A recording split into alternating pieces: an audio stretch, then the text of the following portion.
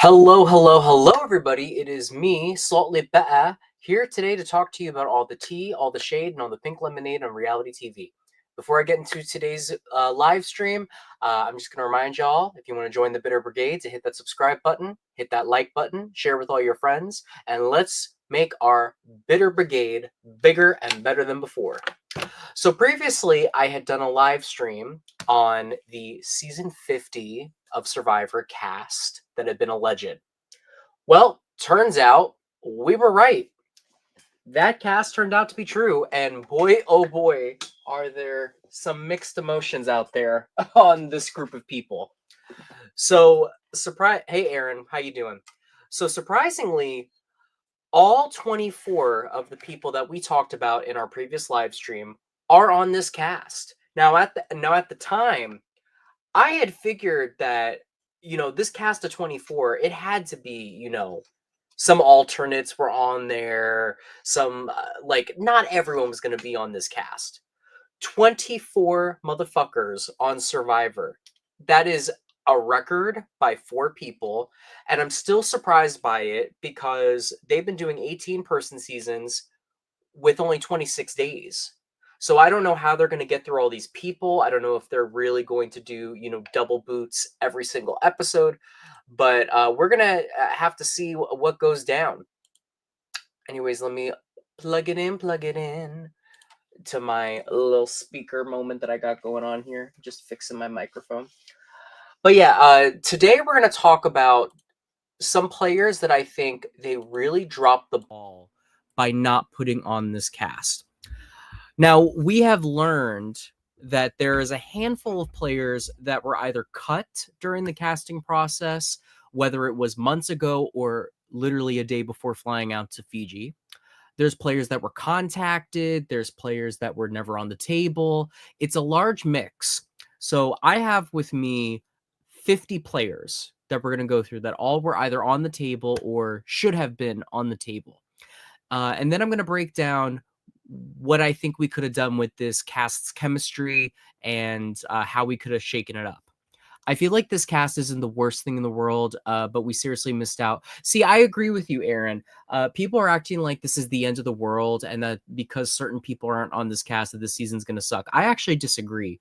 While I do think that it's unfortunate that there's players like Abby, Malcolm, Philip Shepard, just as some examples, Jerry Manthe, that aren't on this cast. I do still think that this season probably has the potential to be the best season since Heroes and Villain, more so than Winners at War. Now, why do I say that? Because this cast has a lot of baggage to it.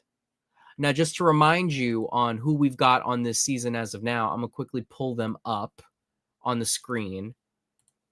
This is what we're working with right now. We've got this row, we got this row, we got this row. I think this cast does work because there are people on this cast with some history. You've got Suri and Stephanie who have their history from the Traders. They also have a friendship, but in the game of Survivor, they have never worked together. Like Suri was responsible for Stephanie's demise in Hero and Villain.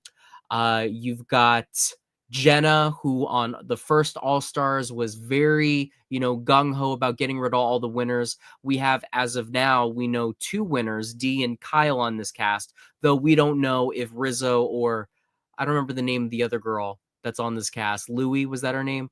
Whatever, but now we've got that situation that may go down. There's also Coach and Ozzy's rivalry. If you don't remember, back in South Pacific, they made it all the way to the Final Four. And after Ozzy returned, Coach made a deal with him that because they were the strongest players, they'd go to the Final 3.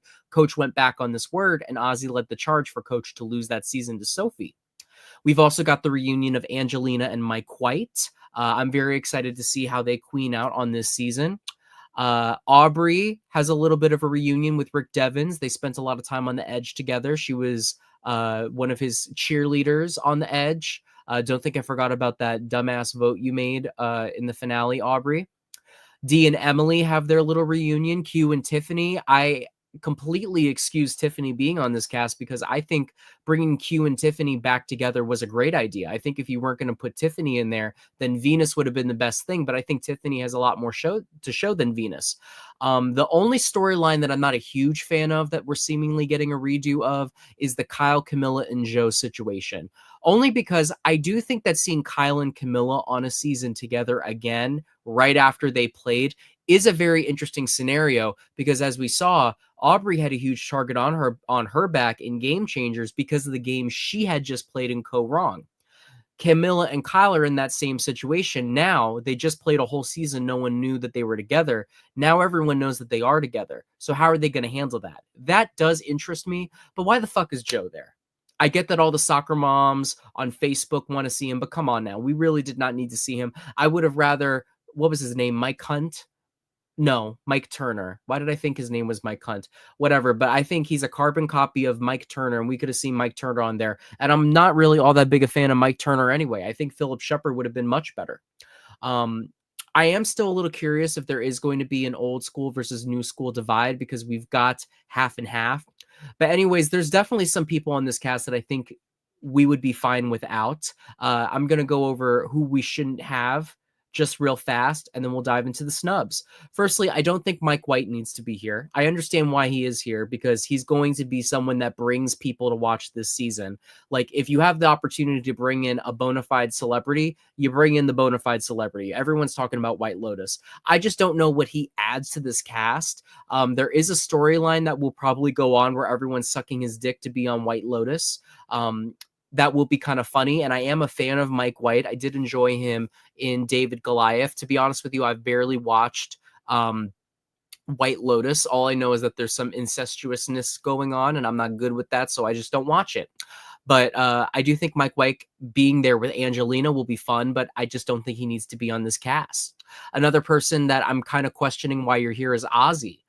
I already know that the producers want to suck his dick really hard. And when I say producers, I don't mean Jeff and the rest of them. I know it's CBS that pushed him to be on here, just like they did with Game Changers. I just don't know what else Ozzy has to bring to Survivor, besides maybe promoting his OnlyFans. Allegedly he's not the only porn star on this cast, but yeah, I really don't need to hear about his OnlyFans on this season of Survivor, and I just don't know what else he's going to bring to the table. I do wish him luck, though. Hope he does a good job and makes a few bob, so he maybe doesn't have to do OnlyFans anymore. The only thing that's interesting with him is, maybe I guess doing his thing with Sari again, doing his thing with Coach again. Like, I don't know. Original comp beast Kobe versus original comp beast Ozzy. I mean, I don't really see the purpose. I think there's other challenge threats that could have been on here in his place, like Malcolm, for example. But it is what it is. I also don't really see a point in putting Joe on here, like I said, but I'm not going to rehash that statement. Other than that, there's just a few people that I'm like not the most thrilled to see again, like Emily. I'm like, okay, I'm not mad you're here, and I do think you deserve to be here, but like, okay. I feel the same way with Kyle. It's like, okay, you were cool, but like, okay, what do I need? The only thing interesting is your dynamic with Camilla, and it's like one of you is probably going to go home in the first 2 or 3 episodes. So it's like, okay, that's boring, Uh, Rick Devens, I accept that he is here. I am not a Rick Devens fan. I cheered from my living room when he lost the fire making challenge. I thought it was annoying how much credit he got in that season when he didn't have any fucking control strategically, but I accept the fact that he needs to be here. I'm pleasantly surprised Chrissy made it on, because this is just like, to me, she is a very random choice with everyone else here, because it seems like they prioritized like big names and then the new era. So I'm very glad that she didn't slip through the cracks. I also don't really see a point in bringing Aubrey back again. I think Aubrey flopped really hard her last time. I do understand why she would want to play again, because if she went out on her edge of extinction elimination, it would be very embarrassing. I do get that she is, I guess, a legend in terms of the 30s. Like, she's the most seen. She does represent the 30s very well. But it's like, do we need Aubrey? Do we really? No, I don't think so. So those are my thoughts on this cast. It's just very difficult. And again, I probably would chop off one of the 49ers. it's very difficult to specifically remove people because when you remove one person, it fucks up the whole dynamic of this cast. So, anyways, let's jump into the snubs. We're 10 minutes in, and I know some of you bitches have probably clicked off, but let's do it. So, all right, I have a list of 50 people. We're going to go in alphabetical order, and we're just going to talk the shit about these people. All right, so the first person on my list, she's one of the most iconic villains in Survivor's history and would represent the 20s fabulously, Abby Maria Gomez. Now, I have to say, Abby not being on this cast is one of the dumbest decisions that they made. First of all, Abby is someone that has played the game twice, so she is an established character. If we're talking about legends, she could be in the conversation of legendary personalities. We also haven't seen her in a long time. It's been, if I'm correct, it's about to be 10 years. And by the time this season airs, it will be 10 years since she's been on our TV screens. She also represents an era of this show that is not being represented right now, which is season 25, the 20s. In my opinion, this is the Renaissance era of Survivor before it went to shit with all the advantages. Abby is a villain. She's very different from the new era type of players. I also think that she has more to bring to the game than just being a goat. Uh, you know, Second Chances was her season. The first half of that game, you could not watch that show without saying, "Oh, Abby Maria." She was a major player on that. She went to, I think, pretty much every tribal council that season. If I'm correct, I think she did attend all but one tribal council in the pre-merge. If I'm incorrect, someone in the comment section correct me. But every tribal, the story was if you go after Abby Maria, you fuck with her, you're dead to her, and your torch is going to get snuffed. It started off with Vetus, then Shireen not comforting her, then PG with the bracelet, then Wu wrote her name down twice. Jeff Varner, fuck his ass, but he was talking shit behind her back.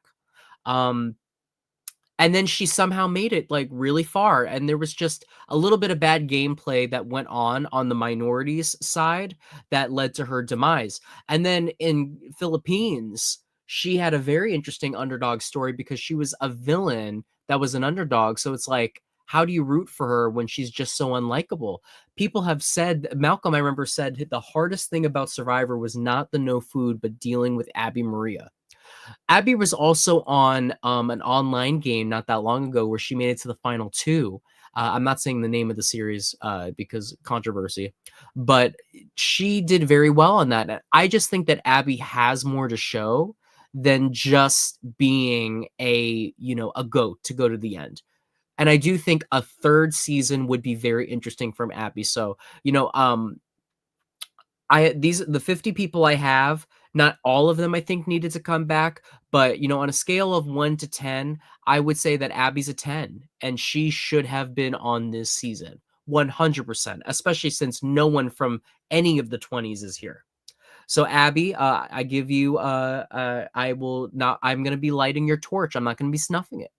But if you agree, put light her torch in the comment section, or you could put snuff her torch in the comment section. All right, so let's move on to number 2. This is another person that allegedly was in the cast but dropped out very close to the end. Amanda Kimmel. Amanda Kimmel. So if you were following the rumor mill that is inside Survivor and the Survivor Sucks forums, Amanda's name, it was not outright said, but it was a female from Survivor China. And it's like, who else is it? It's her. Some of you motherfuckers said PG. It's like, it's not PG. Like, stop. It is not PG. It was Amanda. And allegedly, the reason why Amanda dropped is because Ozzy is on this cast. Now, if you're unfamiliar, back in Fans versus Favorite Micronesia, Ozzy and Amanda started a relationship. They got very lovey-dovey. It has since come out that even though in the show it looked like Amanda was blindsided by Ozzy's demise, Amanda and Parvati put together a plot to make Amanda look like the damsel in distress for TV, despite the fact that Amanda knew what was going on. The reason being that Amanda still wanted to be with Ozzy when the season was over and knew Ozzy would throw a fucking hissy fit. That's genius. That's genius. Amanda is the first player in Survivor history to get to the finals twice. The only thing against Amanda, and I think I said this in one of my other lives, is that she is a more, I don't know how to say it. I wouldn't say a Mary Sue character, but like she's not a character that like gets angry or has a wider range of emotions. Like she was, a very like emotional person. Like she would get sad a lot, or she'd be the underdog, or she'd try to be heroic, but she had very good gameplay. She was good socially. She was good strategically. She does, and that is right, Aaron. She holds the record for most days without being voted off. I believe it was over 100 days before she got her torch snuff for the first time. I think it was like 108, 109. Amanda would have made total sense on this cast, especially with Cirie also being there. We have not seen her in a very long time.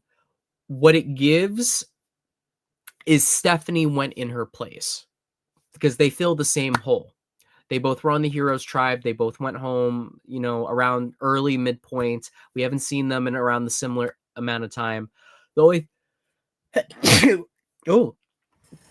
only thing is, sorry, y'all. The only thing is that I think Stephanie was on the cast while Amanda was also on. So I don't know who exactly took Amanda's spot. Here's my thing, though. Between Amanda and Ozzy, you go with Amanda. And also, if it is true that Amanda did not go on because of Ozzy, mind you, her and Ozzy had they broke up. I don't know if it was a bad breakup or what. I mean, he does his OnlyFans now, so I mean, it must have been a little hard. But my thing is, why pick Ozzy over Amanda? Amanda, I guess now maybe Ozzy is a more recognizable figure in Survivor's lore. Like you would say the name Ozzy, and I think more people would recognize Ozzy than they would Amanda at this point. But I do think that Amanda's the better get. Amanda is a legend, and we have not seen her in a very long time. Ozzy, it's crazy to say that Game Changers is almost 10 years ago already. It's 8 years since Game Changers, which is fucking wild. But Amanda, it's been 15 years since we've seen her on the show. So I don't know. She's one of those people that I would say should have been there. But I'm not going to lie, y'all. I'm not like broken down over the fact she's not there. Like I'm really not, because if we look at the cast, right? What is her dynamic with the rest of this group? Let's like look. What is her dynamic with the rest of the group? She would have played with Colby, but it's like I don't really remember them showing a whole lot of her relationship with Colby. Stephanie, her and Stephanie were the targets at that tribal council. Cirie would be her major one. Her and Ozzy on a season together, now that would have me seated. That would be a fucking gag, and they should have offered her money and shit, because seeing Ozzy and Amanda on the same season again would have been some good TV, actually, come to think of it. So it was a major misplay. They should have fucking begged on their knees, given her a stipend, whatever they needed to do. If you're going to have Ozzy out there, you might as well have Amanda's ass out there too. But other than that, it's like, I really don't know what else she would have been for her to do with this group of people. So, I mean, Amanda, I'm not going to snuff your torch, but I'm not exactly going to light it. I'm just going to leave it as it is. But I do hope we see Amanda in the future. I do think seeing her play the game at least one more time makes sense and would be very interesting. So anyways, let's move on to our next snub. This is another 3-time player. I'm not going to lie to you. I don't know why she's a 3-time player, but I know a lot of you twinks out there really do love her. We got Andrea Bulkey. Okay. I've met Andrea at some of the New York City stuff, not the Bryson Wendell things, but before Bryson Wendell was a thing. And I had a good experience with her. I think she's nice. Doesn't she do, isn't she a reporter now for Entertainment Weekly or something like that? Or does she not even do that anymore? I don't know what Andrea does. This is my thing with Andrea. I see everybody hyping her up. I surprisingly see her on quite a few lists to be, on here. Oh, she was in Good Morning America. I've literally, and People Magazine, that's what it was. I've literally just looked on her LinkedIn, but she doesn't work there anymore. Now she does TMJ4 or whatever it is. Here's my thing with Andrea. I didn't entirely understand Andrea's return in Fans versus Favorites 2. Like I didn't get, but fan versus favorites too. Kara Moen had some really weird choices, like Francesca Hoagie. I like Francesca, but she was brought back just because Philip was there. The only ones that made sense on that season, Brenda made sense in my eyes. Um, Philip made sense. Eric made sense. Malcolm made sense. Corinne made sense. I would even say Brandon Hance made sense, but it was just like very random. Like Dawn, why was Dawn there? You know what I mean? It's a little weird casting. And then she came back for Game Changers, and I was like, all right, with this group, I do see it because she went home in a really big blind side. So it's like, okay, I do see it. But now it's like, y'all, we've seen this girl play 3 times. She's brought the exact same thing all 3 times. Someone tell me that I'm wrong. Tell me that I'm wrong. You can't, because she did the same thing all 3 times. She went home around the same day. She was taken out because she was a relative threat when it came to challenges and somewhat in the strategy. She was blindsided. It's like by an ally. It's like it's the same thing. So it's like I just don't know what Andrea would bring for a 4th try, especially on Legends. I'm sorry, but in my eyes, she's not a legend. I wouldn't say she's a horrible player. I mean, she's made it, what, Final 5, Final 7, Final 8, all 3 times she played. And I actually thought Sari voting her off in Game Changers was a bad move on her part. I think that's what lost her and the rest of their alliance the game to Sarah, Officer Sarah. So it's just like, I don't know. Like, tell me, what am I wrong? Put in the comments, like, are you lighting her torch? Because I'm snuffing it. Andrea, maybe we'll see you again in the future. But to be honest, there's other 2-3 time players or hell, 1-time players that I think would be a lot more interesting to bring back from this era than Andrea. What did Aaron say in the chat? Andrea to me is an odd case where she's honestly boring, but overall a very rounded player. She's the type to basically make jury. I agree with you. I'm telling you right now, I can't think of one moment that Andrea had except for being blindsided in Karamoan with the idol.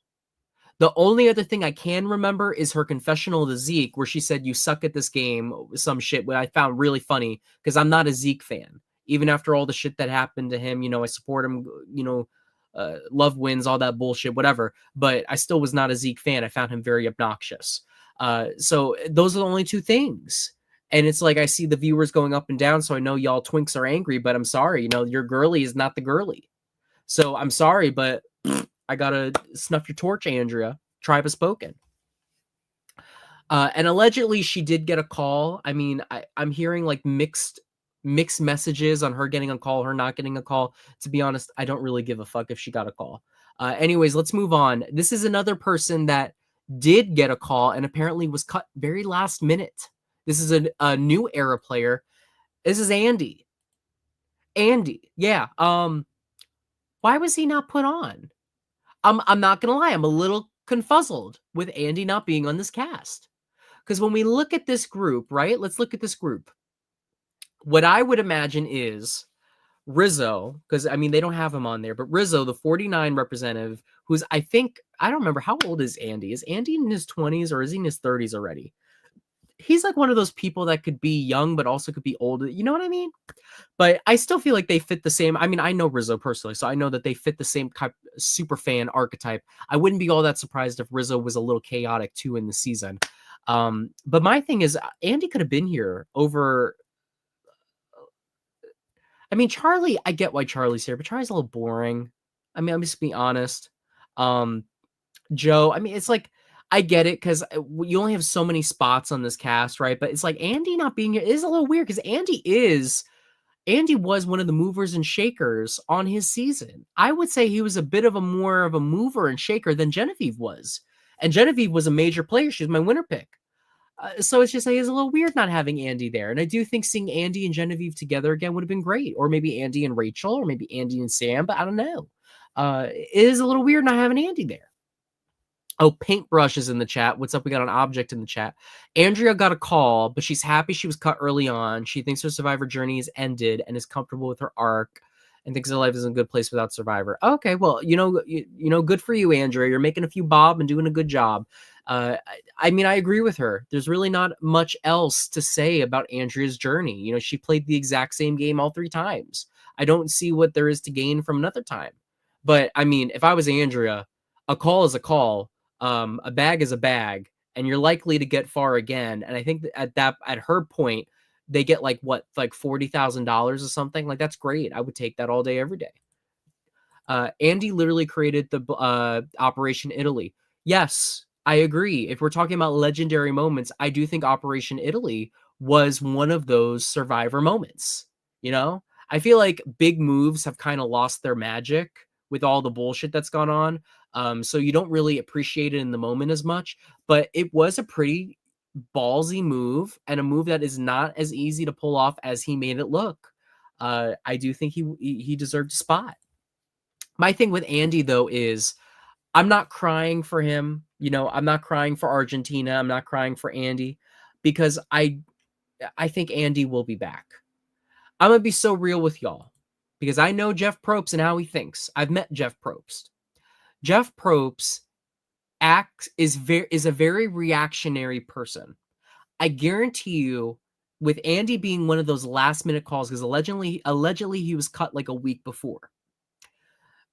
People like him, people like Jerry, people like Jonathan Penner, who were all cut right before, the same way that after second chances happened and people like Brad Culpepper didn't get on there, and the success that came with it, it made him want to do Game Changers. I guarantee you we see another type of returning player season like 53, 54. And Andy is going to be someone you see there. We will see Andy again at some point. Maybe they'll do a mixed season again. It's been a while since they've done that, besides, you know, the flop that was Edge of Extinction. We will see Andy again on our screens. If we don't, it is a travesty. But then again, there's a lot of great people from the 30s that have been completely looked over as well. But I just don't see Andy not getting another chance. I'm not crying that Andy is not on the screen, but I do think it is a little bit of a missed opportunity. So I'm going to light his torch. You know, I'm not going to, you know, have it blazing, but I am going to give it a little bit of a light. Yeah. Okay, so let's move on to our next person on the list. Okay, so next up, it's another new era person. This is the dumbest move on their part. Okay, Carolyn Weiger. Some of you bitches are not a fan of her because of Danielle Reyes. You're sucking Danielle's clit a little too hard for me. Come on now. I don't give a shit what show Carolyn did. I don't care if she did The Traitors. I don't care if she did The Traitors. She did Beast Games. She did Big Brother. She did Fear Factor. She did fucking Flavor of Love. There was just a bunch of shit that fell down. Oh, whatever. I'll get to that later. I don't care how many, you know, stuff she's done. You have Suri on there. Suri's been on like 1,000 shows at this point. Stephanie was on Traitors too. I don't think there's an excuse for not putting Carolyn on the show. I'm sorry. Carolyn is by far the biggest name from the new era. And she has the most followers too. If we're going to talk about followers, of everyone on here, nobody's a bigger name than Carolyn. No one. Not Q, not D, not Jonathan. No, it's Carolyn's the biggest name. She's the most recognizable. I get that she switched networks and she went to Peacock. I mean, D went to the challenge, but again, the challenge is under the Paramount umbrella, so I guess it's all right. It's just like, come on now. If the top 3 people I would say needed to be on this season is Q, is D, and Carolyn. I just don't see why Carolyn's not on this cast. Supposedly Jeff got so upset. Yeah, I remember that, but I remember he said in his same thing that basically he's getting over that. And part of me thinks CBS actually I go back and forth between CBS being the ones that cut her and CBS being the ones that pushed her. I think it's one of the two. I think either Jeff and the crew were fighting for her and CBS put the axe because she was on Peacock and maybe there's some contractual issues. I don't know. Or vice versa. CBS was pushing for her, but Jeff and all of them put their foot down. I really don't know what went down. I would love to find out at some point. If I ever get a chance to, I will find out. I do think if she didn't do The Traitors, she would be on right now. But I just think it's such a dumbass reason to set that precedent. And I think moving forward, they won't. Because I think they need to understand. They understand at this point, it's like, this is your first time giving people a chance to return to your game since 2020. And honestly, you can't even count 2020 because that was only winners. This is the first time that people who did not win Survivor are getting another chance to play the game in almost 10 years. The only exceptions being the 4 bitches that you brought in for Edge of Extinction, who all got wiped out the second that they could. So my thing is, she's not on this season. She should be on next season. Or Carolyn, just keep going on shows. Do Traitors again. Go do Got to Get Out. Go do Fear Factor. Go do Big Brother. Like, I don't know, do other stuff. Because you were made for reality TV. But it's just Carolyn not being here is very fucking weird. And her being on this cast would be great. Could you imagine her with Coach? Imagine her with Angelina, with Sari, with Jonathan. I would have loved to have seen it, but it's just, it is what it is. Yeah. Anyways, let's move on. Carolyn obviously is going to get a lit torch from me. It's burning, it's blazing. I actually think of all of the people, she's the biggest snub of this cast. If you had room for 12 new era people, she should have been one of the new era ones. And that's my opinion. And you could replace anyone with Carolyn. I'm just saying. Next one, a bit of a surprising choice, but I think we need to talk about him. We need to talk about Chris Underwood. Yes, we do. We need to talk about Chris Underwood. I know that when he won, people were not happy. I'm not going to lie to you. I was one of them. He made a fan out of me. A bunch of you, he made a fan out of you when you saw his dick print in that infamous Survivor gif of him in his blue underwear. But that's not what won me over. What won me over with him was his appearance on the Challenge USA when he won, and he fucked shit up. And then it made me watch back his season, and in retrospect, actually really appreciate him as a player. I think what it was that he was on a really bad tribe to start. He was playing with, in my opinion, 2 bad players. I think David's a bad player. I think Devins is a bad player. He wins his way back in, and then it's like, what are you going to do? You've been out the game the whole time. But he still did a pretty good move with getting Lauren to give him the idol. And then because he did that, he wasn't going home anyway, but the next tribal council, he was able to take Lauren out, who was definitely his biggest threat when it came to jury votes. And then he pulls out the biggest move where he sends himself to fire. And again, I'm not one of those fire-making truthers. Like, I think fire-making is stupid, and I don't think you should vote for someone to win because of fire-making. But I will say in his case, I respect it. And the reason I respect it is because as far as we saw, he was a much better fire maker than Julie or Gavin. So the way that I viewed it was that he understood that he was the best person to go against Devins, and Devins needed to go home. So essentially, he was finishing the job because he was not able to do a vote. So it wasn't about putting himself at risk. I would, this is my headcanon because I don't want him to look like an idiot, because if that is the reason, you're just a fucking idiot. But again, Gavin and Julie at that point had not shown they were great fire makers. He was making fire every single day on the Edge of Extinction. So, of course, he was going to whip Rick Devins' ass in that fire, and he did. And he was the one that got the job done when all those motherfuckers were letting him find idols and win immunities. It's like, come on now. So Chris earned his win. And I do think seeing Chris on an all-star season would be an interesting watch to see, okay, you won your season. You're arguably considered the worst winner in Survivor history. Let's see, can you actually play the game without a Redemption Island type of thing in place? Let's see what you can do. My thing with Chris is I can understand he's a dark horse, but Chris does not at all scream best of the best to me. No, he's not the best of the best. And I again, am not crying over him not being on this cast. I will say, though, I do think that there is a case to be made for him to be on this cast. Let's look at this. It's very clear that they wanted people on that are legendary in challenges. They got Colby, they got Ozzy, they got Jonathan. I would even argue that Rick may even fall in that thing, because didn't Rick win 4 or 5 immunities or something like that? I don't think he won 5, but I think he won 4. And then you've got Joe. So it's like you got Joe, Jonathan, Ozzy, and Colby, who are known for challenges. So it's very obvious that they kind of want that dynamic of being a comp beast. You know what? I'm gonna throw Chrissy in there too. Chrissy tied the record for women. So it's like, all right, you've got all those people in there because they're great at challenges. This is arguably one of the best challengers ever on the show. He won his way back into the game. He got the idols. He did the fire making thing. And then we saw what he did on Challenge USA. I know that's not technically canon, but it's like, come on now, you can break the fourth wall a little bit. It's Paramount. So arguably, I will say that he does have a legendary moment. And his legendary moment was taking that necklace off and sending himself into fire. And you know how much they love getting their dicks hard for fire. Um, he also set that precedent that you should set fire if your game sucks enough. Natalie lost votes on Winners at War because she didn't do that. She didn't put herself in fire against Tony.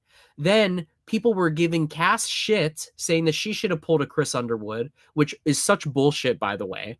Gabler was the best person to go in there to seal the deal and sending Jesse home. I think it was just them being sour grapes, and that's why, haha, none of you are on this cast. But it's like, I don't know. I think there is a case for Chris Underwood to be on this cast. I'm not crying over it, but I do think there is something to be said about it. I wouldn't be angry at a Chris Underwood return, and I don't think it's out of the realm of possibility. I don't know if he was called, but what I will say is, Chris, maybe, keep your line open. All right, well, and you know what, too?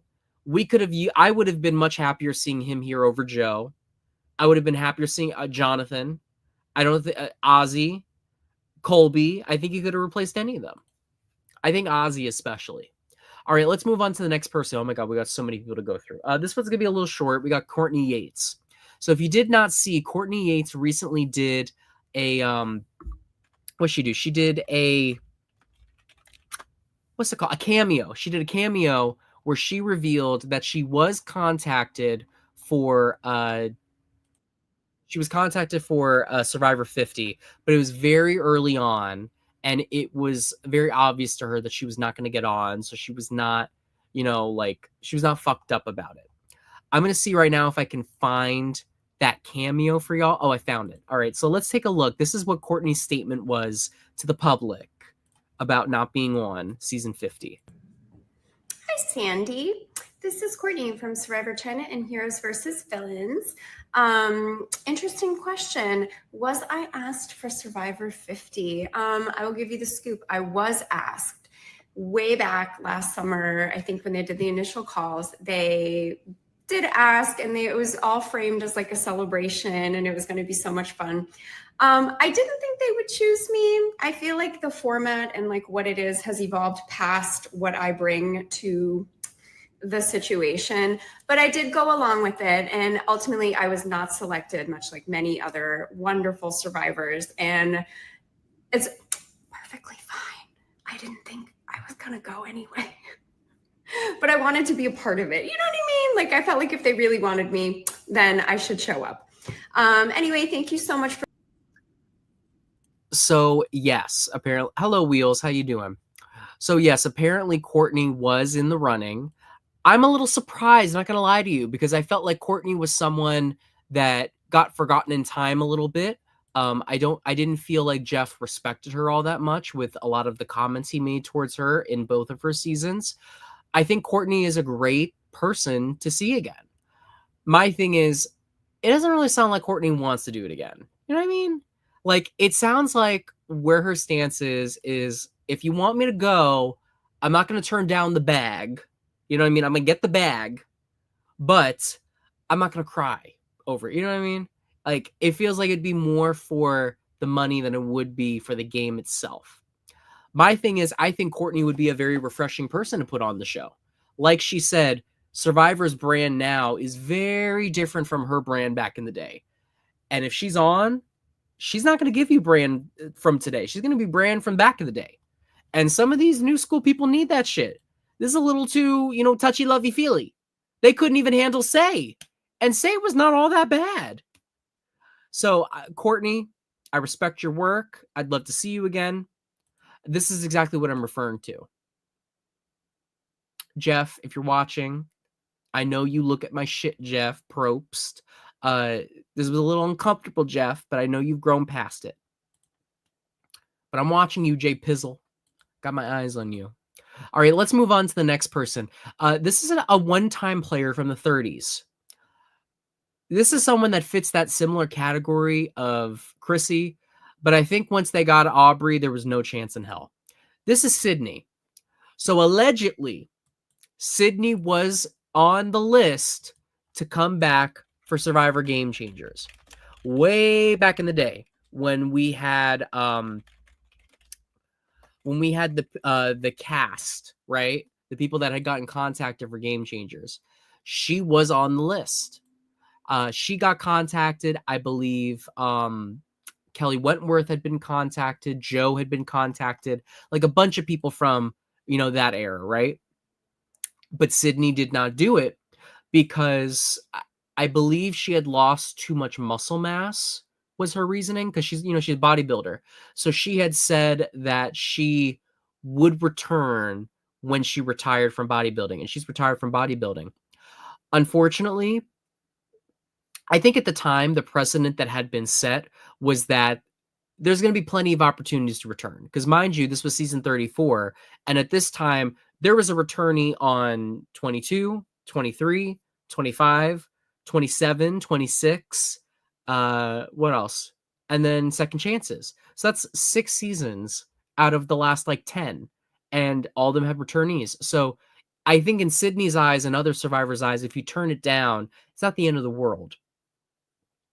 But she turned it down, and then I just don't see her being a shoo-in to get in again, which is very unfortunate because I believe she had the votes to win if she beat Aubrey in the fire. Correct me if I'm wrong. I'm not sure about this, but please correct me if I'm wrong. I do remember, though, there was people saying she had a very good shot of winning if she was in the end. Sydney was great. Sydney flipped on her own tribe, the Braun tribe that she was in an alliance with, because she didn't like their attitudes. And she was the person that changed the course of that season. They give a lot of credit to Aubrey for changing it. And it's just like, bro, she did not change the course of the season. It was Sydney that changed the course of the season. What Aubrey did was Aubrey convinced Ty to not join his idol with Scott's idol. So Aubrey was the one that sealed the deal on Scott and Jason not being able to advance in the game. But Sydney was the one that flipped and got the other beauty women to flip with her. And that was how they got Nick out, and then they got Scott, and then they got Debbie. It's just, she was great physically. She had a good personality. She was entertaining. I hope that we do get to see her in the future, but I'm a little worried that we won't. I think Michelle still wins, but Sydney has a better chance than Aubrey. Yeah, she does, because people were less bitter towards Sydney than they were Aubrey. It doesn't seem like Aubrey did a good job socially that season, but Sydney had a good relationship with Debbie, and she had a good relationship with Nick. The only one she didn't vibe with was her original Braun tribe, but so Sydney is on that list of people from the 30s that if there was an All-Stars back for the 30s, I think she would have been back already. And I hope that there is an opportunity for her to, get her second chance. If there's a second chances too, I think she's a shoo-in. All right, let's move on to our next player. Next player, I was very surprised to learn that Danielle DiLorenzo was in the running for this season. So the other day, Danielle came to Instagram. I didn't even know this bitch went on Instagram, but she did. She came to Instagram, and she said that she was one of the last ones to be cut from the cast. Let's take a look at what she had to say. So this is a post. This is a post under the comments section for All Winners Survivor, which is a very well-known account on the Instagram that does spoilers and everything. She also made a post on her IG story. She's actually been making a lot of posts recently. So Danielle said, I think I was one of the last ones to be told I wasn't going. It was 8 months of thinking I was going, and then damn, I really wanted to play again. I will be back. So clearly Danielle wants to play again. I got to tell you, I'm floored that she clearly has a good relationship with production. I mean, she outlasted Jesse, she outlasted Carolyn, she outlasted Malcolm. The only ones that it seems to me that she was cut around the same time as Jonathan Penner and Abby Maria Gomez, a day before flying out. What I'm curious about is where does she fit in with this group? Like, who took her spot? Was it Aubrey? Did Aubrey take her spot? I don't know. I have also seen some people are saying that she was an alternate for Edge of Extinction. Can someone clarify for me if that is correct? I'm checking the wiki right now to see. I haven't seen, I don't remember ever seeing anything about who was called to possibly do that season. Uh Yeah, I don't see anything about who else was possibly, but allegedly she was almost on there and Aubrey took her spot and they went a different direction. But Danielle is someone that I think would be great to see again. Her first season, she was a villain. And when she was on Heroes and Villains, people are like, why is she there? It's like, did you watch her season? She got fire making advice from Terry Dietz, who was an underdog at that point. And then the very next tribal, she screws him over from getting to the final three because she knows he's going to win. She loses the jury vote. She comes back. And without her, Parvati and Russell don't take control of that game. And then she had her fight with Amanda where do you remember that? Where there was an idle clue and she literally wrestled Amanda to the floor on the reward where they were, watching a movie or whatever. Danielle is a very interesting player. The only people I know were almost on Edge of Extinction were Coach and supposedly Shane. Well, we'll get to Shane later. And looking at this cast, it's not like she doesn't have synergy with this group. Colby on their season, she was trying to fuck Colby. That's the deal. That's why Colby lasted so long. Stephanie, I mean nothing. Suri was on her original season. They were on that alliance. They made fire against each other. I believe they're on good terms. Then you have Coach. Danielle was part of Coach's demise. So I don't think Danielle would have been that out of place on here. I do think people would have been surprised to see her, though. I don't know what the tagline would have been for her to be on this cast. That's the one thing that gets me. But now knowing that the last minute cuts were like her, Penner, and Abby, I'm interested to know who's else on that list. But those three alone would have been really good additions. So I'm glad to see that she still watches the show, that she's still interested in being on the show. And I hope that when they do another Game Changers type game, she's one of the people that gets a call. I feel like Danielle was not seen as villainous since she's up against super notorious villains. Well, the thing is that Danielle and a lot of other women during that time were very overlooked by production. They were, and I think production would admit to that. The women got very bad edits on the show. They still do. For honestly, when you compare the women edits to the men edits, it's better, but it was very, so they didn't have as many people to pick from. They also, a lot of their choices for women said no. Like Corinne was a choice, she said no. Twyla was a choice, she said no. They tried getting Sheehan, but she didn't end up doing it. I think she was having a baby at the time. I remember they tried getting Sierra from Tocantins and Taj from Tocantins. So a lot. I think Natalie Bolton went on location. Yeah, she did. She went on location, but was a cut because there's too many people from Micronesia. So it's like, in all actuality, Danielle was like a pretty big character. It's just, on that season, they're gonna hype up Suri more. They hyped up Terry more. They hyped up Shane more. So she had a lot of competition. So. Hi, Sunboil. Yeah, I think that's what it was too. Because I remember I used to listen to her podcast. I believe that's what it was. Corinne wouldn't have been a bad choice for this season too. She's not on my list, but she wouldn't have been a bad choice. But anyways, Danielle, I'm happy to see that you're still on here. I'm gonna see if I can get an interview with her. I would be very interested to see what she's up to now and why she wants to go back, because she was not even on my radar. I don't think she was on most people's radar. Oh, you hated Corinne. I'm not going to lie. I don't blame you. Corinne's not very likable, but that's kind of why I think she's a good person to be on.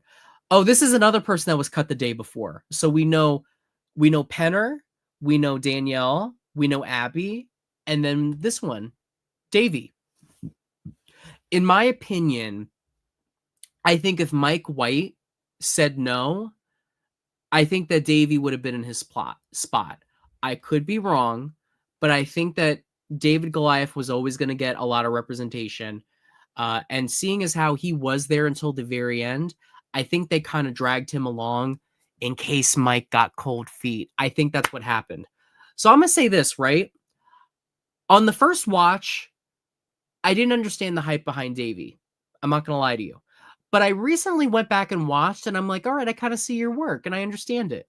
He was the callus that went down to the big blind side on Slamtown. What was that guy's name? John Slamtown. The wrestler. When they split the vote and the minority vote, which was genius. Davey also was the one that got Gabby out inadvertently by warning Christian to play his idol. So Davey is a pretty good player. My thing is, he has a lot of competition, and I think it was always, a gimme that Angelina and Christian were going to be on before him. They were just too big of characters. My thing with Davies is like, there's other people that I think I would have been more excited to see back before him, just because I don't think you need like 4 or 5 people from one season. But Davy, I feel terrible for him. Allegedly, Davy was an alternate for the Traders. He was an alternate for 40 before 40 became Winners at War. I think he may have even been an alternate for 39. I mean, for 38. He was an alternate for his own season. So it seems like Davey is always the second choice. He's never the priority. And that must hurt. And then I think he said that there was other shows that he was almost on, but he couldn't say which ones. So I gotta say, I feel kind of bad for him. I do. I feel bad for Davey. I feel like he's kind of getting dicked around. And it comes a point where it's like, okay, well, I'm sick of being dicked around. I do think if there is a Game Changers type season, Davey will get his second shot. I think it's going to come. What I have to say to Survivor is, I think newbies are great. Keep doing newbie seasons. But you have way too many talent to not be doing more returnee seasons. Do all returnee seasons, half and half returnee seasons. You have too much talent at this point. You have 50 seasons to go through. And there's a lot of people that have not gotten that shot, specifically from the 30s. I have a couple of them on this list, but Davey's one of those people. I'll light his torch. It's not like an enthusiast. I think I stopped doing that for a minute, but it's like not an enthusiastic light, but I'll light it. I stand by Davey should have replaced Mike White. I do agree with you. We have 3 reps from 48 and literally 2 from 49. So I don't think 40. My thing is that you have 50 seasons to pick from. Now, granted, you can take some of those off the list because some of them are controversial. Some of them have no good people, and some of them are all returning seasons anyway. But you have that many seasons. We should not be tripling up on people. If we're trying to represent the whole show, that's what I mean. If you're not trying to represent the whole show, that's different. But they were saying like they were trying to represent the whole show. And it's like, this does not represent all of Survivor at all. So it's like, I don't think we needed 3 from one season. I don't think we needed 2 from one season. I think honestly, we could have lost Charlie and just kept the Q and Tiffany storyline going along. If I'm being real with y'all. I don't think Dee and Emily were necessary. I think maybe just Dee. I don't think anyone from 48 was necessary except for Say. Hell, I don't even think Aubrey was really all that necessary to have here. And definitely not Mike White. I don't think Mike White needed to be here. I think Christian and Angelina was fine. But anyways, sorry to you, Davey. Feel your feelings. I know you're not happy. He actually released a video. If you want to, I would recommend going to his YouTube page. He's kind of using this opportunity to do a jump start for he wants to do his own game show, I guess. But anyway, did you hear about the teenage chick in Redemption Island finale supposedly got a call? We're going to talk about her later. She is on my list. Natalie Tenorelli. I'm going in alphabetical order right now. I got to speed this up a little bit. We still got a lot of people to go through. Okay, this is another person that I'm a little surprised is not here. Dominic Abbott. This is in the same vein of Davey. If there was a returnee season for the 30s, he would have been there. He is the closest person to winning that didn't end up winning of anyone from the show with that tie vote. That tie vote was a legendary moment. I do think that Dominic's return, I'm not going to say it's inevitable because I do see there being a possibility of him getting overlooked, but I don't think, I don't think it's not likely. Um, I'm not crying that he's not here. If I'm being honest with you, I'm really not. Uh, I think he's fun. I think it would have been interesting to see him with this group. He's very much like Chrissy. Like if they wanted to get representation from the 30s, I think that Devins, Chrissy, Dominic, I'll accept Aubrey as a choice, and then Christian Angelina, like that would have been good representation for the 30s because Dominic is arguably the only big character, big moment player from that era of the show that's not here, in my opinion. I definitely think Dominic is a deserving returnee spot, but then again, it's Ghost Island. Yeah, Ghost Island was a terrible season, but apparently Jeff liked it because it's in Jeff's top 25. Dom is an insane cut to me, and there's been there hasn't been. Part of me thinks that maybe okay, like he said, not only Tenorelli got a call. No offense to Danielle, but Danielle got a call. I'm thinking he got a call, but just isn't, blabbing about it. I don't think he's all that connected to the community, the Survivor community. I don't see him at any of the meetups. I think the most connection he has is his appearance on Challenge USA, which honestly, it was a little weird seeing him on Challenge USA. I was like, okay, Dominic's great, but like him, he wasn't exactly like, I don't remember him being a comp beast, but he did good on the Challenge USA. I think he got second place. I didn't finish. It was the first season. Yeah, he did. He got second place on it. Oh, but I forgot he quit it. I forgot that was the one where they all withdrew. They didn't finish the final. The only ones that finished the final were Danny and Sarah. But he got to the final, so it's like, I don't know. He has a Twitter or something, and I think he's friends with Rachel. Yeah, but it's like you don't hear from him. And I kind of like people we don't hear from. You know what I mean? Like, I don't need all these people that go to all the watch parties. Like, okay, I'm gonna be real with y'all for a second. A lot of Survivor alums annoy the fuck out of me. I'm telling you right now, it's inevitable. I will go on Survivor at some point. I'm telling you, I will be on at some point. I wouldn't even be all that surprised if you see me on 51, 52. What I'm gonna say is I don't have all that much interest in connecting with the alumni. I think a lot of the alumni are douchebags, especially the newer ones. I think a lot of them think that they're hot shit because they got on the show, even though most of them sucked on the show. And even the legends of the new era, I don't think all that legendary. So I appreciate someone like Dominic that, doesn't, suck everyone's dick at these parties and, has to have a podcast about everything. I say as I'm hosting a podcast right now. I wonder how they travel every week for the parties. Will they get paid? Okay, I'm going to say this too. I think those watch parties are total fucking ripoffs. I have a little bit of tea that I was supposed to do social media for those motherfuckers because I was, I was friends with one of their social media people. And I was like, why don't you guys do social media for your parties? Like, have like an actual manager that does stuff. Like, have someone go there and interview people. Do reels, like, oh, this or that. Oh, who's your winner pick? Oh, who's this, that. I wrote a whole fucking mock-up for it. And then would you believe the very next watch party, oh, we've hired so-and-so. He's taking over our Instagram and we do it. And I have no shade to him because he's actually very friendly. I know him from way back in the day in the orgs. But it's like, you bitches really, I gave you this idea and you bitches really just took it and ran with it.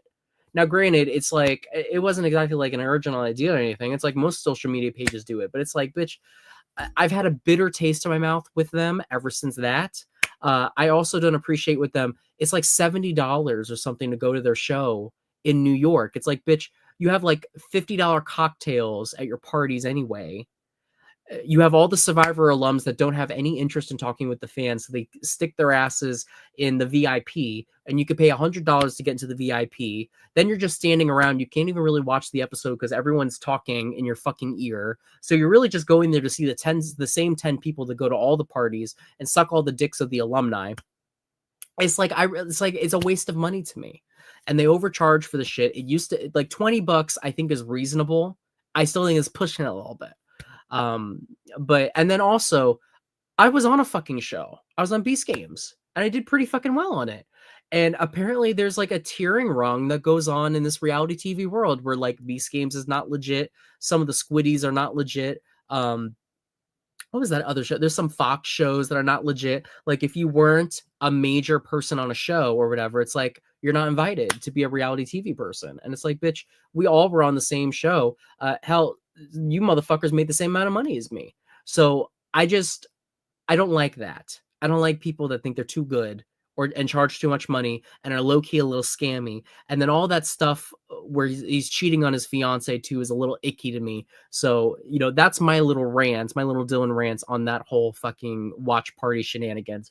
I will say the one thing about them that I do got to give a little bit of kudos to is that they started implementing like things to do, which that was my biggest problem with the watch parties. There really was nothing to do other than watch the show and talk to random motherfuckers that were trying, edge their way into taking pictures with alumni. They added in like like replicas of Survivor challenges, which is pretty dope. I like that. Anyways, enough of my ranting about those motherfuckers, and let's get back to business. At least on the bright side, they don't seem to be as bad as Big Brother alums. I'm not gonna lie to you, I haven't had that many bad experiences with Big Brother alumni. I actually have a lot of friends that were Big Brother alumni. Felicia, friend of the channel. You can check out my interview with her from, I think I interviewed her a year ago. I still text with her all the time. I checked it, happy Veterans Day, happy Mother's Day. She asked me how I'm doing. Like, I'm great with Felicia. And then Sheila Kennedy, I'm good with her. Then who else is there? The only Big Brother person that I've been a little turned off by is Jared. Jared, to me, is like a schmuck. Like, he was like, the only people he would give the time of day to were the pretty girls. And it's like, okay, you know what I mean? And also with the Survivor alums, I will say this too. There are a good chunk of them that are nice people. The ones that I'm not that big a fan of are either the ones that already don't have a good reputation. They don't have a good reputation for a reason. Josh and JC, I can't stand them from Big Brother though. Josh, I will never forget. That motherfucker, I kept passing by him, and I'm not even really a fan of him. And it's like I felt kind of bad not saying, congratulations to him or whatever, because he just won Big Brother 19, and he was just like, oh, whatever. Like, he was a fucking douchebag. And mind you, I was in VIP at the time because I was a well-known journalist for reality TV, so I was in the VIP. Thank you. Anyways, let me move on back to our regularly scheduled program. And let me not be too messy, but I got a lot of tea on you reality TV cunts out there. So y'all better watch out when I am on another show, specifically this show, because I'm gonna air all your motherfucking tea. Oh, no problem, Stumble. I got a lot of tea on all. I've been in this reality TV game now for nearly a decade. Like, the stories I could tell you are insane. All right, well, let's move on to a surprising pick. Earl Cole. Let's talk about it. So Earl Cole is in the same boat as, I would say, Jonathan Penner and Davey, where he keeps getting the call, but it just doesn't work out. Like, he was almost on Game Changers, but work didn't work out. And then I think with Winners at War, he just had a baby. Earl's like one of those people that, keeps coming back. And it's not like he's not interested, because he said he's interested. He also did Snake in the Grass, and he won that. So clearly he's not against going back on reality TV. He was a very interesting winner. If you go back and watch, he had a lot of great moves, like helping pull off the blind side on Yao Man. He also helped the first correct idol play go off. By hinting at Yao Man to play his idol. He was in charge of the split vote that went down with Edgardo and all those other motherfuckers. And he played the first near perfect game. He only got one vote against him the whole season. I believe he voted correctly every time. And then he got all the votes at the final tribal. he is a great person to see back. Again, I'm not too angry he's not here, because at this point, season 50 is a celebration of the show. You need like the big names. You need the big names. No tea, no shade to Pink Lemonade. Earl's not a big name. He's a big name for us, like a deep cut. And I'm gonna be real with you too. I think some of you fans just say you're a fan of him because you want to get likes. I'm being so real. I think y'all praise him because you think you look good by praising him. I know most of you motherfuckers have not even watched his season. Yes, I do. What I'm saying to you, go watch his season and see why he's great. I think the same thing about Vesepia is y'all did not even watch her original season. Go watch Marquesa. Like, y'all just say a bunch of dumbass shit on Twitter, hyping him up. You don't even know anything about his game. I remember there was one person that said Earl should have been on, and then someone was saying, and then they were giving completely incorrect information about his game. It's like, no, Earl didn't do that. That wasn't Earl. You're thinking of the wrong player. They didn't even know who the fuck some of the people were on Fiji. Like, someone put a picture of Lisi, and they said, "Who's this?" I'm like, that was one of the biggest characters on that season. You didn't even watch Fiji, fake ass fans. But I do think Earl also is a good representative of the diversity quota, because Earl and Vesepia were two of the biggest movers and shakers of that quota being pushed, of that mandate. So I don't think he would be, he wouldn't fit in with this group, and it would be a good like wild card. He's one of the best to ever play the game, and he represents Survivor, you know, embracing diversity. And the diversity, some of you bitches are like, Survivor's too woke, Survivor's too this, oh, we don't need this, blah, blah, blah. Okay, well, y'all bitches are wrong, because I said for years, since I started recapping Survivor way back in like 2016, that the show needed diversity. Diversity, a show without diversity is boring as shit. When you have the same 5 or 6 white people copy and pasted, it's boring as fuck. The diversity quota was the best thing that they did for the show, because it forced them to actually pick people that are all different. I'm gonna break this down to y'all, right? There's one Survivor casting director who I actually worked with in the past. She doesn't work anymore. So I'm not talking about any of you that work on the show. Y'all are fine. But this girl, I'm gonna say her name, Jody Winchesky.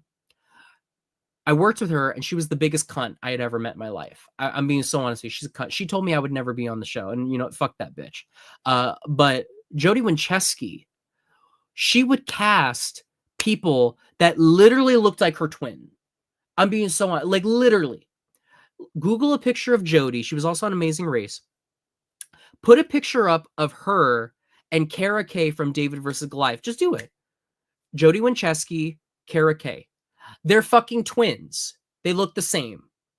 Then you look at the guys that she's put on the show, like Michael Yerger. It's all the same, like fuck boys, like big dick abs, pretty people. Like, she was one of those people that was perpetuating it. It was you had people like that were casting, and a bunch of them are gone now, but they were casting people very biasly. Like, it was people that either were very similar to them, to the casting person, that they wanted to fuck, or that looked like them. And it was a pattern. It was like a repeated pattern. And she was also one of the people that would post on Facebook looking for people. I need a blonde. I need a fuck boy. I need a surfer. I need this and that. So that leader going home, I don't remember the name of the woman, but not her. But there were some people on this recruiting team that were problems. So it was good that people like that were kicked out, and then that this mandate changed. And now she's off grifting people to give casting advice. Here's my casting advice to you. Don't be boring. Watch your video back. When you make an audition video, watch it back and ask yourself, would I be interested in watching this? That's all I got to say. But anyways, Earl, I'm not too sad you're not here. I'm gonna snuff your torch for this, but because it doesn't make sense with this group. But I do want Earl on a season. All of these people should be the ones in the running for a Game Changers type season. I see we have a question in the chat, so I'm gonna answer it real fast. Apologies for going off. When you get the chance, on Beast Games, Jimmy gave $2,000 stipend for showing up. Is that all you guys got, or did he pay you more? All right, to answer this question, originally our stipend was $1,000. It jumped to $2,000 after all the controversy that went down with Vegas. there was all these reports that people were getting hurt, that we were being starved. That wasn't what was happening on Beast Games. In Beast Games Vegas, the problem was we all thought that we were cast on the Amazon show. In reality, it was, oh, there's 2,000 of you. Like, we didn't know if there was 5,000, 1,000. We didn't know. But we got there and it was, okay, there's 2,000, only 1,000 will compete on the show. And then people were complaining because we had to wait really long times. I've done background acting before, so I'm very used to having to wait in holding for extended periods of time. Our holding was like the entire day, though, where we were waiting in a hotel, then in the Coliseum, the stadium. Like, we didn't even do the first challenge until like I think it was like 2 o'clock in the morning. And then we did it and then we went to sleep. And then there were people that literally left like like they waited all day. They did that wrecking ball thing and then they went home. It's like, I felt really bad for them, but that was what happened. So they doubled it to 2,000. I think a little bit of it, I'm not gonna lie, I think a little bit of it was like, I don't want to say hush money because it wasn't hush money. It was like, don't be mad at us money. You know what I mean? I had a good experience with them though, so I'm not shitting on them at all. Season 2 is apparently filming right now. I had a good experience. I thought everyone was babies. We got food. It was TV dinners, but people were mad because it wasn't yummy. It was like a feast. It was like regular chicken and Feastables. And it's like, okay, that's part of it. It's like fucking challenge. There's shows like Survivor where you're not getting any food, so shut up. And some of you weren't listening to the rules. That's why you got hurt. So it's like, bitch, be quiet. But there's also shows like Squid Game that don't give a stipend. I don't know if y'all know this, but Squid Game, no money. So the rule was you got 2,000 and then whatever other money you won was stacked on top of it. So in my opinion, I think we should have gotten some type of bonus for each episode we lasted. I was there for 4 episodes and I made the same amount of money as someone that went 2.2 seconds into Vegas. So I wasn't that happy about that. I think 5,000 would have been fine, but that was all we got from the show. But the people that won like 100,000, 80,000, whatever else, that was on top of the 2,000. Even the guy that won the 10 million. So that, I hope that if you have any other questions about Beast, let me know. Earl, basically the first ever winner, and they had the first ever all black finale. Yeah, that is true. So I feel like he needs to come back. But again, I can't fault Survivor too much for not putting him on. All right, the next person, I was very surprised how long she was on the list. Elizabeth Filarski, or better known as Elizabeth Hasselbeck.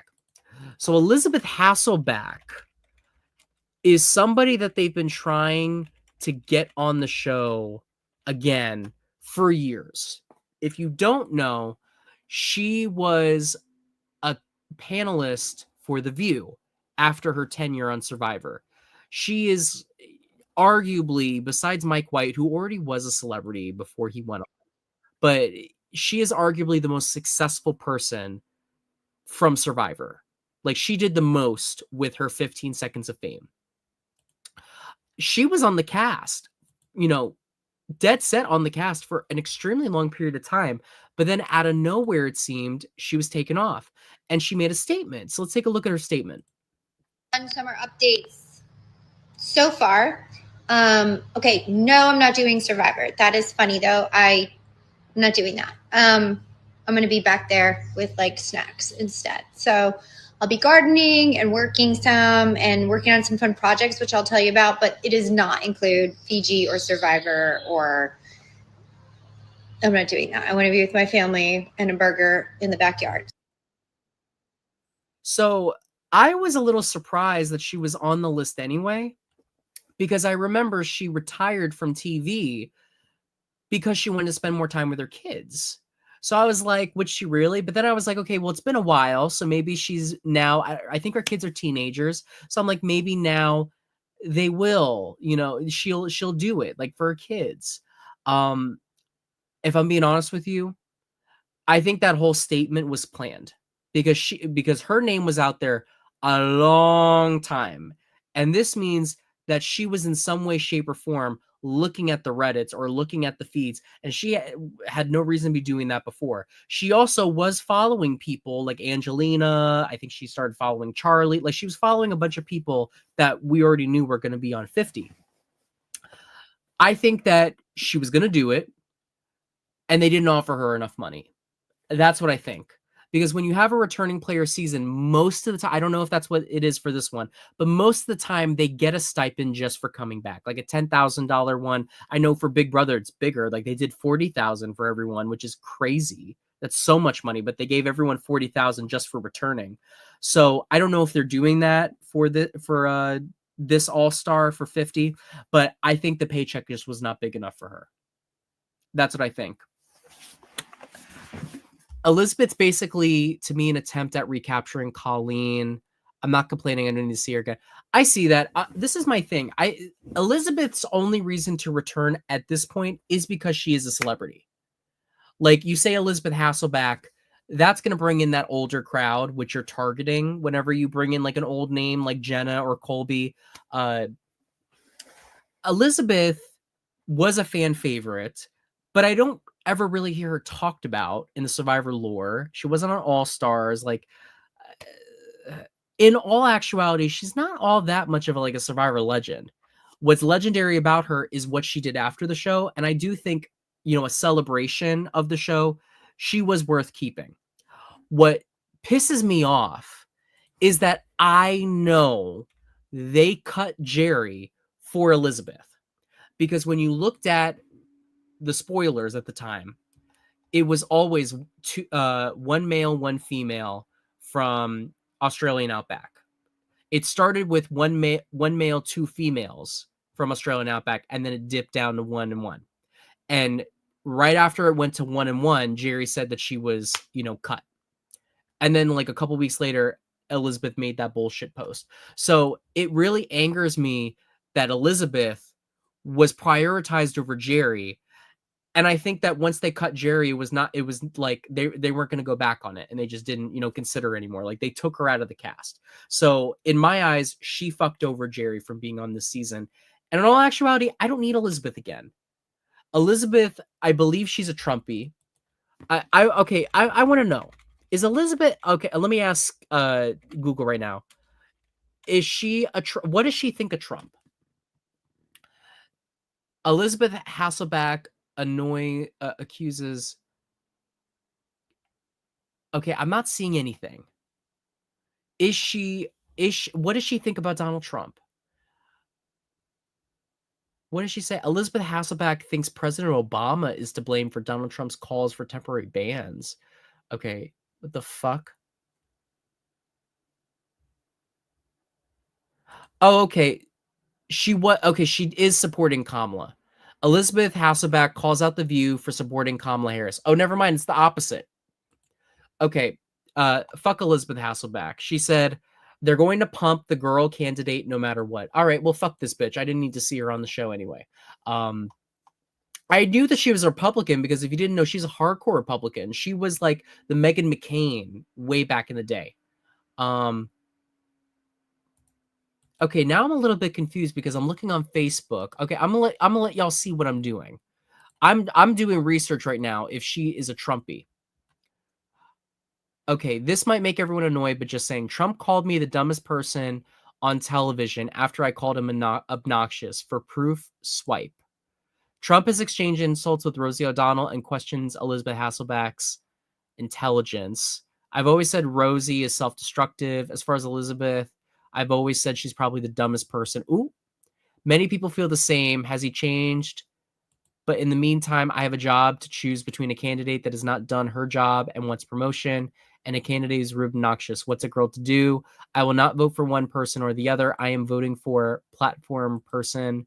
Trump called me the dumbest person after I called him obnoxious. Okay, so what does this mean? I will not vote for one person or the other. I am voting for platform person. What? Did this bitch not vote? Is that what it is? I don't understand. Okay, this is her. This is her real account. I'm looking right now. What is she? Okay, so she's not a Trump fan. She's not a Trump. Okay, she's a Republican, but not a Trump fan. I still don't like some of her stances, but her whole comment section is Trump all the way. Okay, okay, well, I'm not gonna spend too much time on this bitch, but I'm not a fan of her. Like, you know what? Goodbye. I don't need to see you. We've already got one Trumpy on there. We got Coach. All right, let me move on. All right, next is, okay, I'm not gonna spend too much time. Jervis. Snuff. We don't need him again. He was on the first. He went back for Blood versus Water. He did the same shit. He made it to the end. He had no chance of winning. He's just kind of like a troll. I've met Jervis in person actually, and he's very nice in person. I did one of those corny ass fucking Candace Kane. You remember how Cody Calafiori from Big Brother did those really corny what are they called? You know, Christmas movies or whatever. Hallmark movies. He was in one of them, and I got to meet him because I was a production assistant. He's very cool, but it's like Jervis, no. Survivor Legend, no. And if you're gonna get someone from the first season, I think Jenna was overall a better pick. All right, let's keep it moving. Another season winner, Greg Buies. I think he would have worked. He would have worked. Jenna's not like a legend. I think if you say Jenna Lewis's name, the diehard fans will remember her. I don't know if like the early season people will immediately know who Jenna is.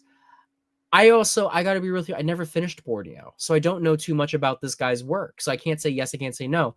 I do know he was almost on Second Chances. I don't know if he was contacted this time. I don't think he's out of the realm of possibilities of ever being brought back. I don't know. He's Greg Buie. Like, I'd like to see him again. I've seen clips of him. He's very funny. I think he could have worked, but it's like Snuff. All right, let's continue. Jerry. Okay.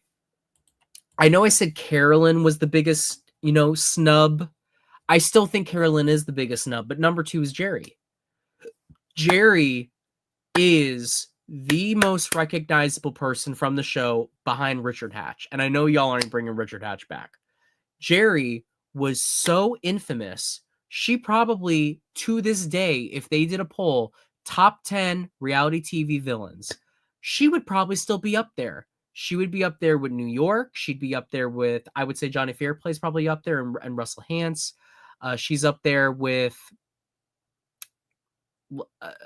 Abby Lee Miller. Like, this is a reality TV legend, not just Survivor legend, reality TV. I understand that she wasn't as villainous in Hero Villain, and she was a little overshadowed in those seasons, but we haven't seen her in 15 years. She is a great representation of a celebration of Survivor. She did so much after the show. She went on The Surreal Life. She was referenced in Scary Movie 2, which is one of my favorite movies. She modeled for Playboy. She did a bunch of other of these like small like reality TV stuff. Like, Jerry is one of those Survivor. I think that she's also one of the playing cards. Like, I would say if you say Survivor Legends, like 10 Survivor Legends, the ones you're going to have are Sandra, Parvati, Boston Rob, Russell Hantz, Jerry, Tony, Richard Hatch, Colby. Did I say Jerry's name right? But like, she's in that pool of people, Rupert, The one thing I don't understand is Jeff explicitly saying first American hero, but if we have the first American hero, why not the first? Exactly. Like, I'm sorry to Jenna Lewis, but I'm happy Jenna's there. I'm so interested to see what Jenna does. This is a great choice, Jenna Lewis. But if we had to pick between Jenna and Jerry, I think Jerry should have been there. Yes. If you have the first hero, you need the first villain. I just think Colby without Jerry does not make all that much sense. Now, Jerry is fucked up about not being on this cast, y'all. She's fucked up over it. Like, it's bad. This hurt her, and she's been very vocal about it, about her cut. She has now been saying that she does not want to come back. She does not want to come back, which is a goddamn shame that they did what they did with her. And now she has no interest in playing again. I think she'll come around.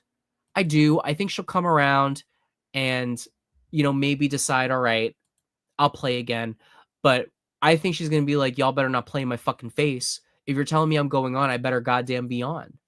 But let's take a look at this little Instagram that she posted. So this was her reel she put on Instagram. All it said was Survivor 50. Oh, what's up, Drago? Oh my God, you're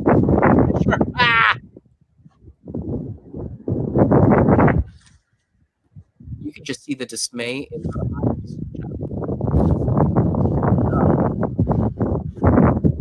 She got her villain's hat, the cowboy hat.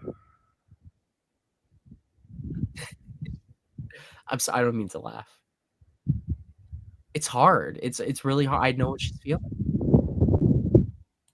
Well, that's all it is. It's just her looking at the camera, looking sad. I know what she's feeling.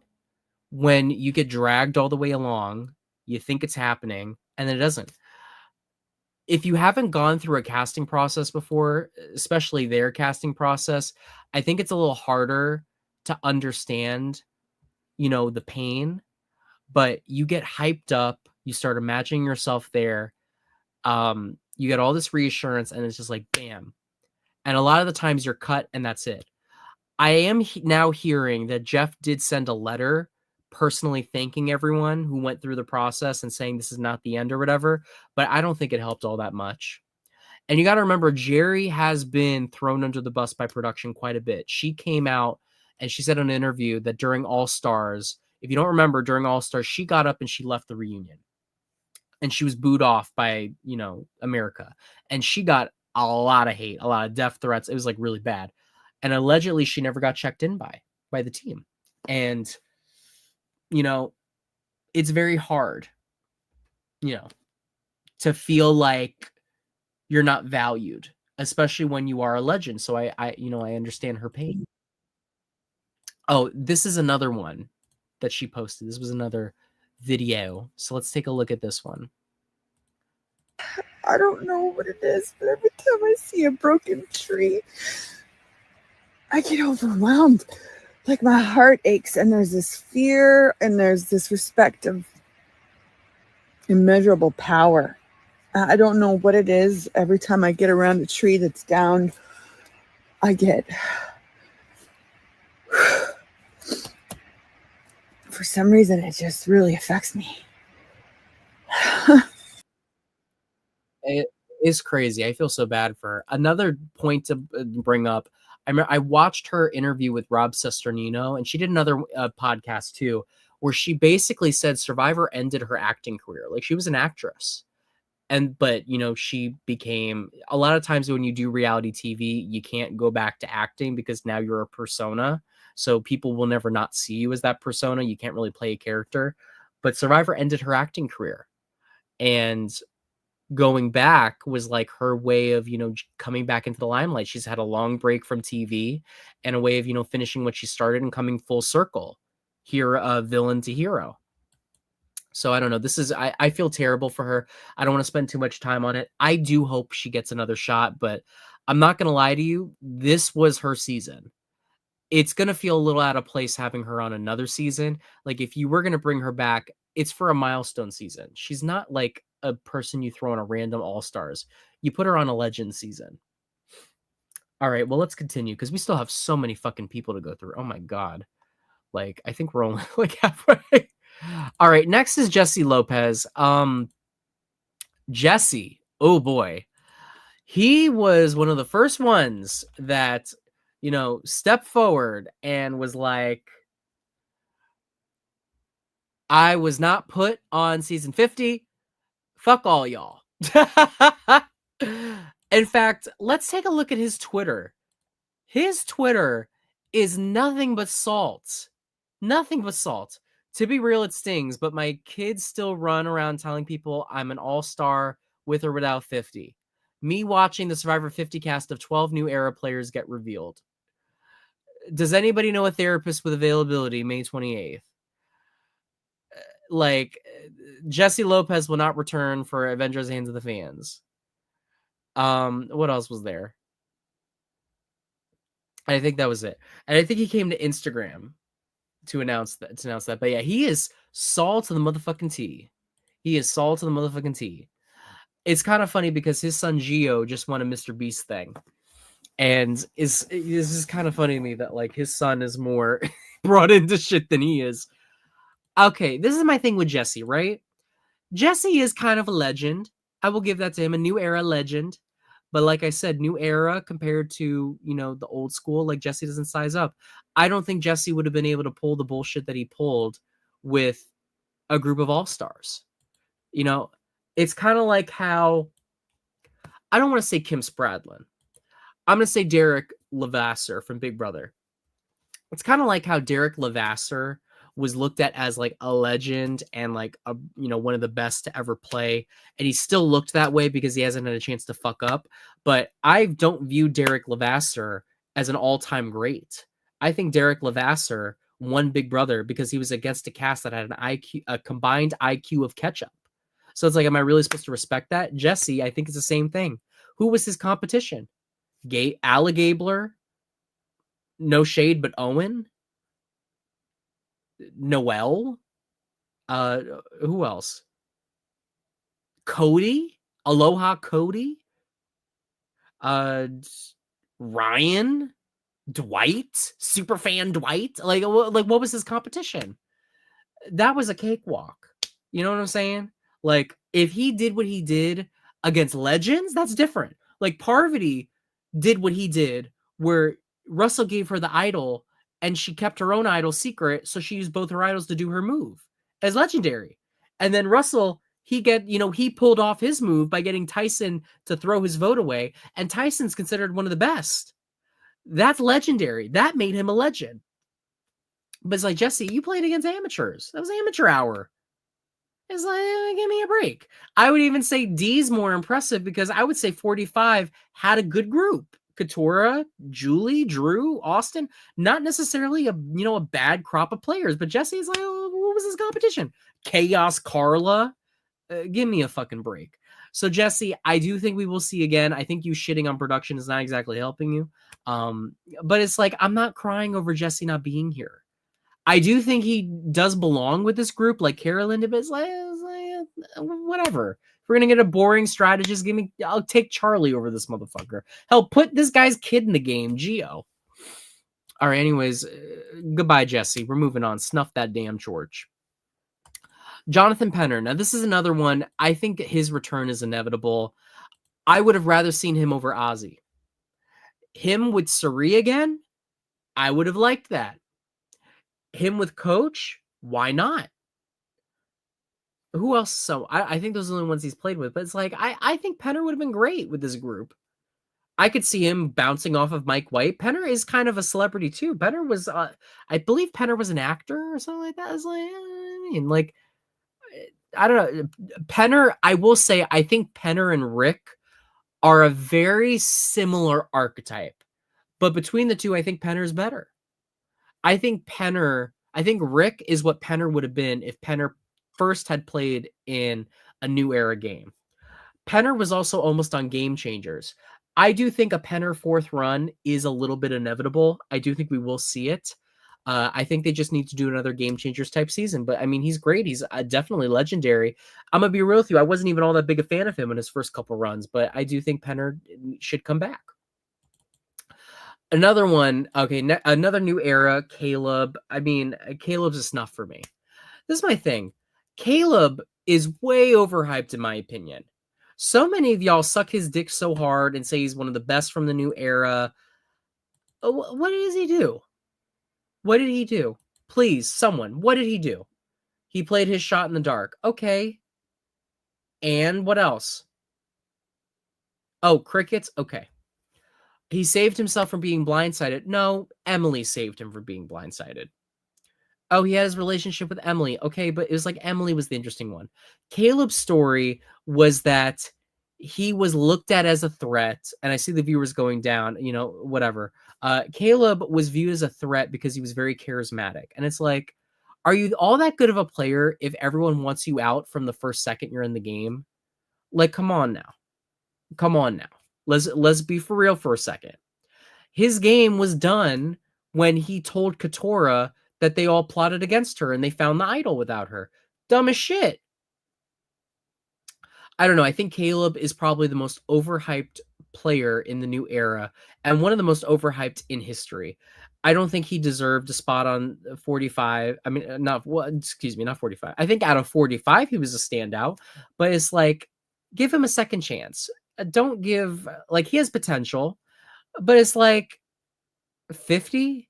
No, we didn't need him on 50. I think the men they picked from 50 were bad enough as is. I don't think he needed to be there.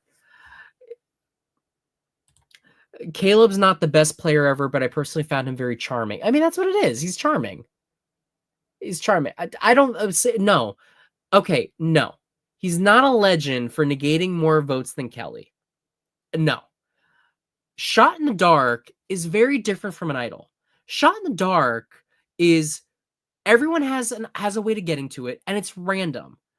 There's a universe out there where he doesn't get a shot in the dark and he just goes home.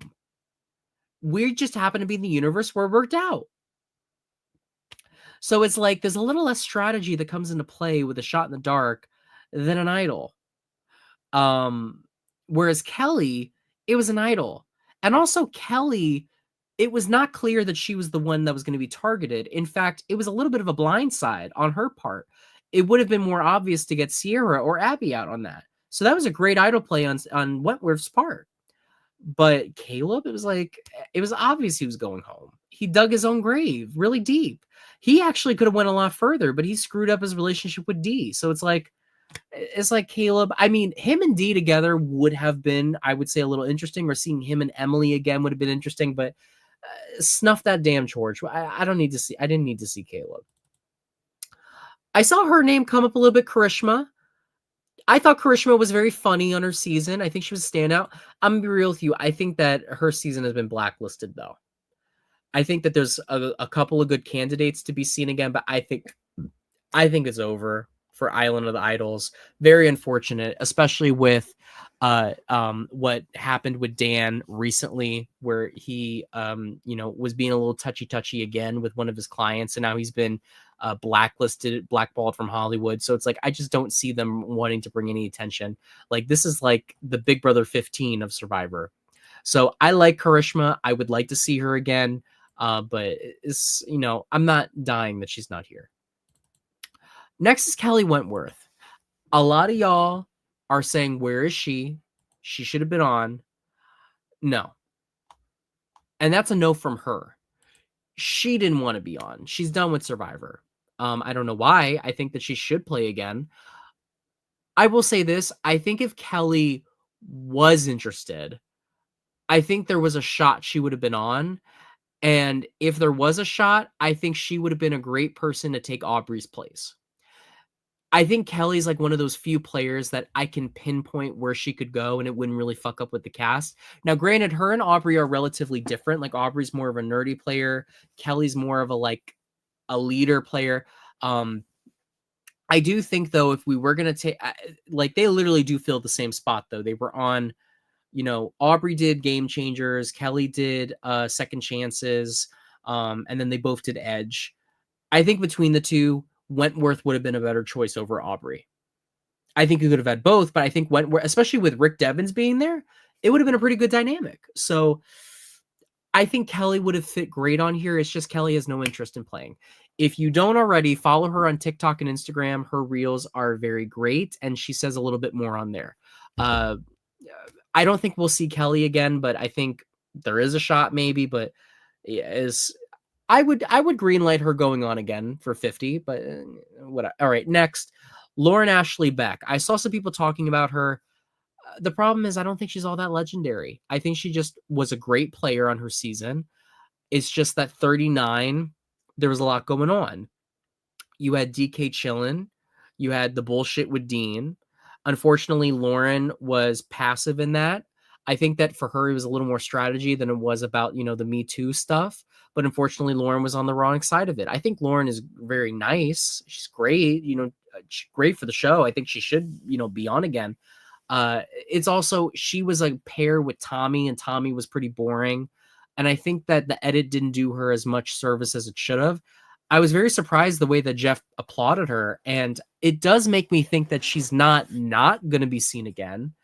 I think of anyone from Island of the Idols, I think she is the most likely to be seen again. Maybe Janet might be seen again.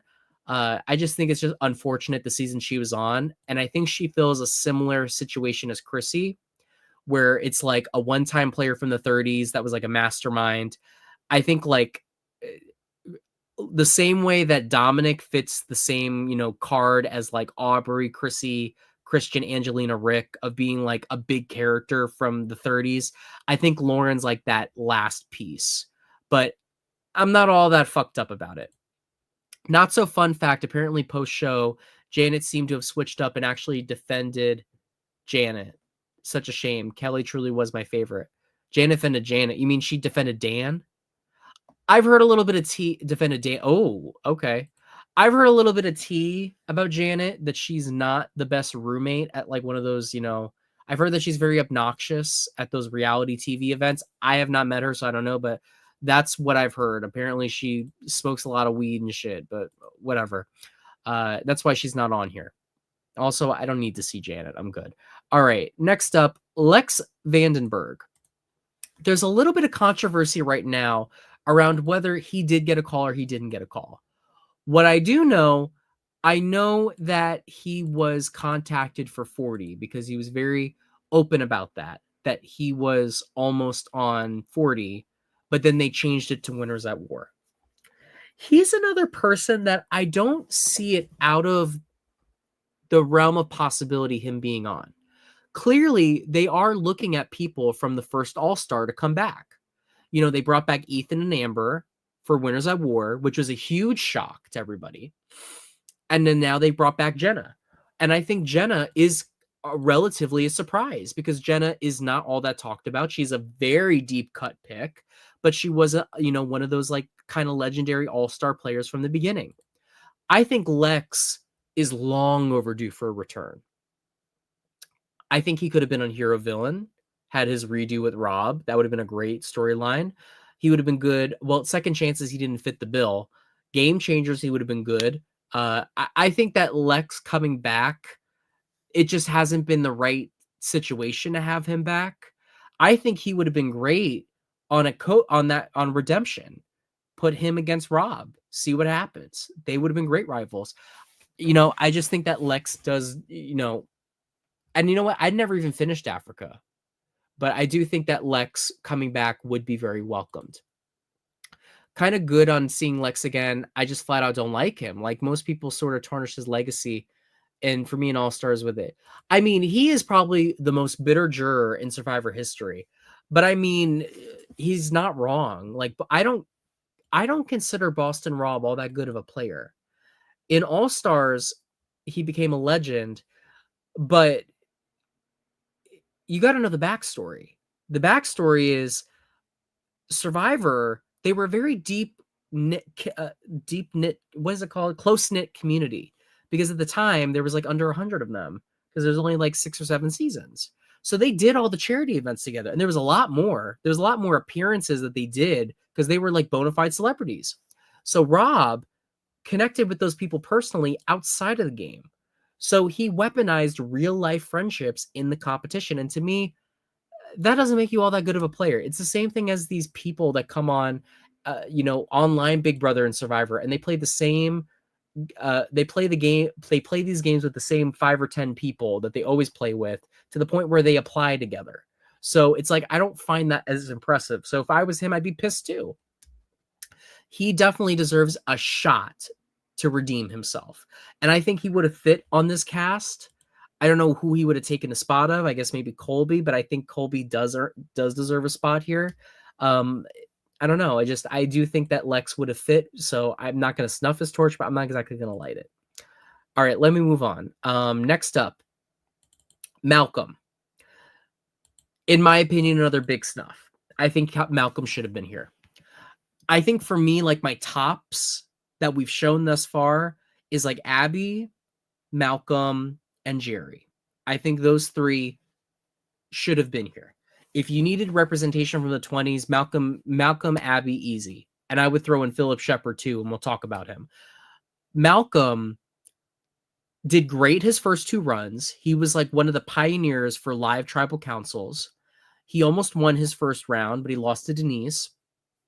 Major character, major fan favorite. He was a runner-up for fan favorite twice. I don't remember if he won the fan favorite for Caramoan. Oh, no, he did. I think he lost it. I think Brenda won it. Am I correct? Who won the fan favorite for Caramoan? Who won that award? Survivor Karamoan fan favorite. Who won it that season? Oh, sprint player. Okay, Malcolm did win it. He did win it, but I remember he only beat Brenda by 1%. And the previous season, he lost to Lisa by a very narrow margin. But Lisa was also a celebrity at the time, so it's like, and it was very close even then. Yeah, Malcolm should have been on.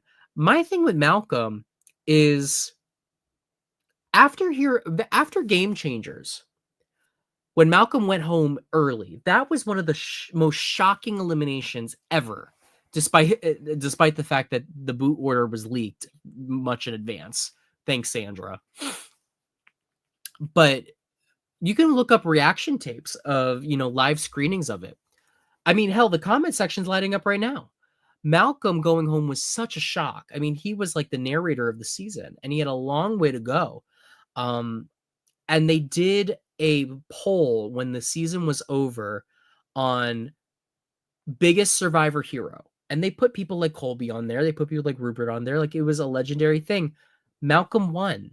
He won the poll. And you know who votes on those polls? It's like the soccer moms and all those, bullshit people that they target. So, to me, Malcolm was like a gimme that you put him on. It was like a very obvious one. And I do think that Malcolm will be back at some point, especially with Denise just coming on and doing what she did. It's like, it's very shocking he's not there.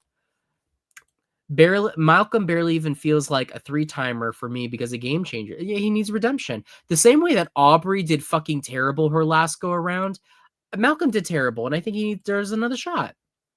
Absolutely should have been on after he was idled out by JT. Like he went home because JT is a terrible player. Malcolm was right. Yeah. And I look at this cast, Malcolm could have taken Ozzy's spot. He could have. I mean, he doesn't have as many ties to this group, so it'd been interesting. He represents the 20s. I think Ozzy could have been gone. You keep like Coach and Sari and Stephanie to represent that era. Like, I think very easily I would have pulled out from this group. I could have pulled out Emily for Carolyn. I could have pulled out Ozzy for Malcolm. I could have pulled out Aubrey for Abby Maria. And who else could I have pulled out? And I think that Joe could have been gone for Philip Shepard. Those are like my easiest replacements without fucking up the dynamic of the cast too much. But yeah, Malcolm not being there is a shame. And I do think if there's another Game Changers type all returning season, I do think Malcolm returning is a little bit inevitable. So Malcolm, I would keep your phone by you. And he also did Snake in the Grass. We'll see you again, Malcolm. If not here, we'll probably see you in a castle in Scotland. All right, next person. Just so disgusting that no one from the 20s is on. Like, seriously. A little shocking, but not too shocking. Marianne. I gotta say, I'm surprised more people didn't have her on their list. I would say that Marianne is one of the best personalities Survivor has had on, period. For sure, the new era. I would say the stars of the new era would be Shan, Marianne, Jesse, Carolyn, and Jam Jam, Dee, Emily, Cam and Camilla, and then like Andy and Rachel and Genevieve and all them, and then like Q and Charlie. Yeah, like Q and Charlie. But yeah, I would definitely say Marianne is like a standout. She's a great personality and a winner. But I do understand not wanting too many winners on. I partially think that maybe one of the 49ers actually won. Like, I think maybe Rizzo won. So they have, a winner on each tribe. But if you already have, a winner from the era, like D is the better choice between them. I do think Marianne will come back. I heard that she was called and was in the running for a while. I do think we'll see Marianne again. And I would be interested to see how she plays on the second go around. Kind of wish we got Marianne over D. D's a great player. I think that D needed to be here. Yeah, he did win Snake in the Grass paintbrush. I'm sorry, Aaron, I disagree. I do think between the two, D needs to be here because D is considered the best from this era. D is like the Parvati Shallow of the new era. So many people want to be the Parvati. D is the Parvati. D is probably the best player of the new era. In my opinion, she's better than Kyle and Camilla. So I do think that D needed to be on here. So I think between the two, D needed to be the choice over Marianne, but I do think we could have had both. She had an amazing final tribal. Honestly, probably one of the best final tribals ever because she was not winning going into that final tribal council. All right, well, let's move on to Marianne. From Marianne, we have Michaela. I have not heard Michaela got a call. She's not been on the list at all. Rhyme. Another like really big personality, and I hope that they're not, skipping her because of the challenge. If that's the reason, that's stupid as shit. I don't think that is it though. I think she just was not on their list of consideration. Michaela has 3-time player written all over her. She's in that same category as like Abby Maria and Philip Shepard and Coach, where she's probably not going to win. Actually, no, I would take that back. I think now she would win. I think of anyone that's in that category of like, a fiery, wild personality, like she's the most likely to win. But I just remember on Game Changers, they all discounted her as like a possibility to win, which is crazy because, her first season, she was taken out because she was a threat to win. I would like to see Michaela back. It's been a while since she's played. I think almost 10 years since her first season. I think she'd be a very interesting choice, but I get why she's not here. But she's a killer on the challenge. Like she's a great competitor. Also, she has one of the most legendary blindsides ever. All right. This is another person that I don't see people talking about too much. One of my Instagram followers recommended her, and I put her in my TikTok, which you can look on my TikTok, where I put my top 15 biggest snubs. Natalie Anderson.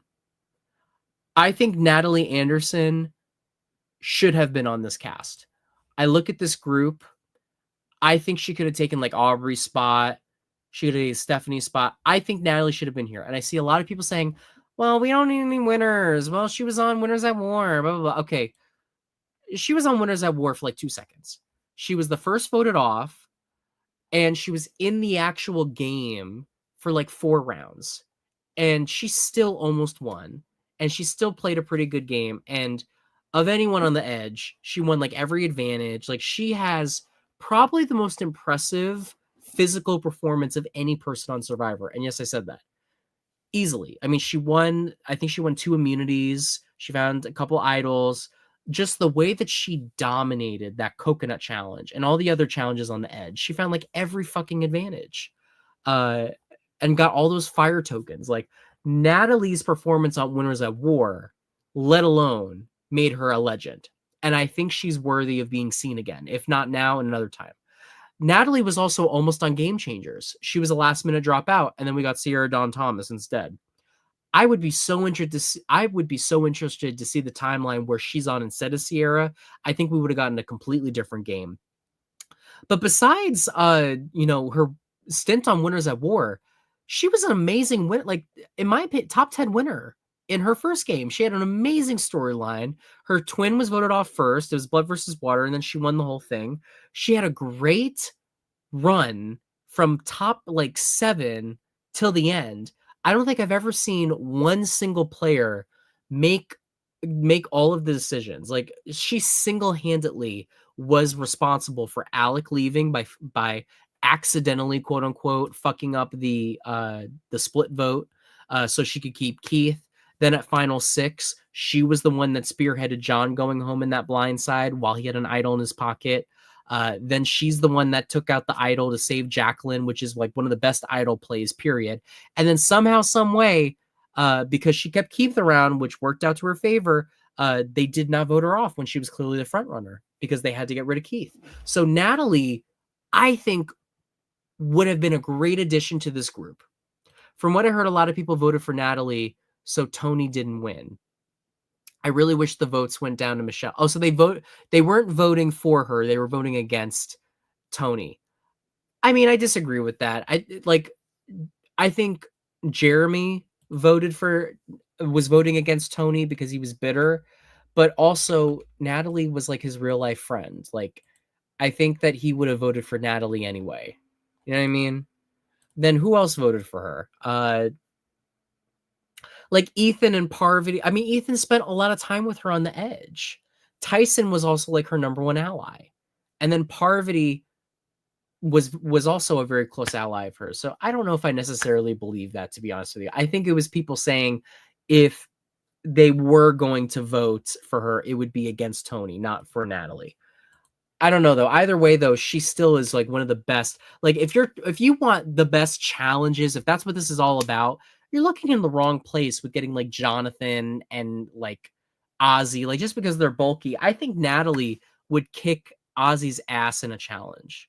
I think she would kick Joe's ass in a challenge. Jonathan would probably be her competition. Like she's easily one of the best, if not the best, female competitor in Survivor's history. So I would say Natalie could have taken the spot. Natalie and Camilla have very similar personalities, but I would say Natalie could have taken the spot of like Emily or Tiffany. Like she could have taken one of those spots. And again, representation for the 20s. Or she could have taken the spot of the 49 girl. Like, I don't know. Like, this is a bona fide legend. She should have been here. That's just my piece. And I don't care that she won. Like, give me a break. And then also, best record of any two-time player. I think she's one of the only people like to get to Final Tribal both times she's played. Next up, we never go an All-Star season without hearing her name, Natalie Bolton. This is another person that I think y'all just say her name for shits and giggles. I don't think most of y'all actually know why we want to see her back. Because Natalie was very underedited on her season until like the last 3 episodes where out of nowhere she was a character. I'm going to be real here. I think Natalie's time passed. I would still like to see her again. This season, I don't think she fits. A game changer season, she's perfect for. I don't know how far she got, but we do know that she was in the running. There was a moment where it sounded like she really was going to be back. Like I think she was one of like the last cuts. My thing with Natalie is she's definitely not a legend. Her legendary thing is being in the Black Widow Alliance. It's not. She wouldn't have been out of place though with this group. Like she would have been with Suri again. That would have been a great thing for her to be with. I do believe she is interested in playing again. I remember she did like a meetup with Parvati, and she still does post about the show. Like she does still watch. Like she posted for the finale for season 48. Oh no, it was season 47. Excuse me. She posted the finale for. So I do see Natalie wanting to play again, and I think she should play again. For 50, I'm not too bent on a shape about her not being there. Also, I believe she's in her 50s now. If I'm not mistaken, she's 49. But her first time playing, she was a lot older than we thought she was. Like she was already in her 30s, if I'm not mistaken. But yeah, I would like to see Natalie play again, especially since she was so close. As soon as Amanda dropped, Natalie was all the cast for a few days until it wasn't. Yeah, I remember that. It was when Amanda dropped, Natalie wanted her place. What I think probably happened was initially when Amanda dropped, they slipped Natalie in there, but then they must have swapped something else and maybe put like Jenna in there or Aubrey. Aubrey was not heard for most of the time. I think maybe Aubrey was a last minute addition. I agree with this. I think Caramone would have been great. I think her and Eric. You know what? Come to think of it, Aaron, you balled out with that. Eric was already on there. Natalie being there would have given Eric something to do because Eric didn't do jack shit on that season. He was like a nobody on that season, and he made it all the way to the final 5. But yeah, Natalie should have been on Caramoan. That would have been perfect. That would have been the perfect time to bring her back. Ugh. Instead of fucking Francesca or even Andrew. It's like, some of the decisions these people make, it's like, what the fuck are y'all doing? All right, moving on. We have our third Natalie on the list. Not the last one. We have 4 Natalies to talk about. Jesus Christ. Natalie Cole. Everyone's talking about 4 returnees. In my opinion, I wouldn't have even had Davey as my 4th returnee. I would have had Christian, Angelina, Mike, and Natalie Cole. Why? Angelina and Natalie have the, jacket situation. So much so that Jeff even referenced it. We have Mike, who didn't like her in the game, but brought her on to White Lotus. Natalie is a great character. One of the best pre-jury characters we've ever gotten. In my opinion, it's a shame that she didn't make the merge. I think if she had made the merge, I think that she would have been dragged to the end, which I would have loved. And I think if she got dragged to the end, then we would have been seeing her on 50. If they do a second chances or like a game changers, she should be a lock. I want to know if she got a call. I'm thinking if the next Natalie got a call, I'm thinking Natalie Cole was called, but she just didn't fit in with this group. Natalie is funny as shit. She still keeps up with the show. She still loves the show. I believe she's like 60 something. There's something going around where people are like, oh, they don't want anyone that's over 60. I don't think that's true. I think they do want people that are over 60. They just need to be in good health. She's 64. I mean, in reality, it's really not that old. Like 64. It's not like she's 70 yet. But I do think the clock is ticking. So do another returnee season in like 2 years and get her on. You know what I mean? Like we need to see her at least. Like Natalie is someone that needs to be on the show like 3 times at minimum. You know what I mean? Like, I'm just saying, I think that Natalie, we do need to see her at least like one more time. She's one of my favorite people to be on the show. I'm being so honest here. All right, let's move on to the next Natalie. One of you mentioned it earlier on that she got a call. Natalie Tenorelli. So Natalie Tenorelli actually came forward and said that she was dropped from Survivor 50. I was gobsmacked by this. I was gobsmacked. So she came to Instagram. She wrote on her little Instagram. Let me show you.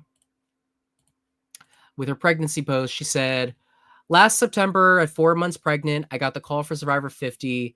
My 4th or 5th time being asked back. I was torn on making the decision, but thought of possibly being part of such, had me buzzing. Within 5 months being called, blah, blah, blah. And then she was cut. I do think, oh, that got a little risque towards the end. I think Natalie Tenorelli probably will be back at some point. They're still calling her. If they're still calling her, like she was on the ballot for second chances. I think Jeff really loves her. She was on ballot for second chances. I think that she was almost on Caramoan, but then they went with Andrea instead. Then with Game Changers, I believe she was a call. So, and then 40, I think she was contacted too. So it's like clearly they want her back. I do think that Natalie will be back at some point. I don't know why. I'm gonna be honest with you. I don't remember all that much about her.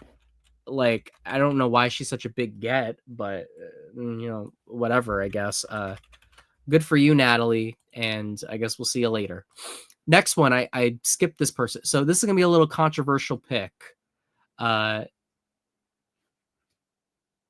I know she quit, but I don't give a shit. Give me Nyanka Mixon. Give me Nyanka Mixon. Nyanka is one of the most entertaining people that's ever been on the show, period. I understand 50 is not a good time. It's the legendary season. I get it. You can't tell me that Nyanka would not have been back on this show already at least one more time if she didn't quit. If she didn't quit, she either was going to win because she had a really good game, apparently. Like, she was not as unlikable as they showed her on the show.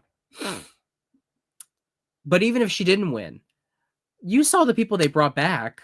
Like, Colton got another chance. Really? Brandon Hance. She would have been on there. And can you imagine if Nyanka Mixon was on a tribe with Brandon Hance, Philip Shepard, and Corinne Kaplan? That would have been fucking historic. My thing is, Nyanka has recently been doing a bunch of interviews with like those 2 gay guys that do a podcast, No Tea, No Shade, No Big Lemonade to them, where they interviewed her, and she is raring to come back. If she has their number, I think she's hitting up CBS. The problem is that Jeff has been very open, saying he does not want to give a second chance to anyone that has quit. And I understand that because there are a lot of people that are begging to come back, so it would be a little insulting to bring back a quitter. For me, she should be the exception.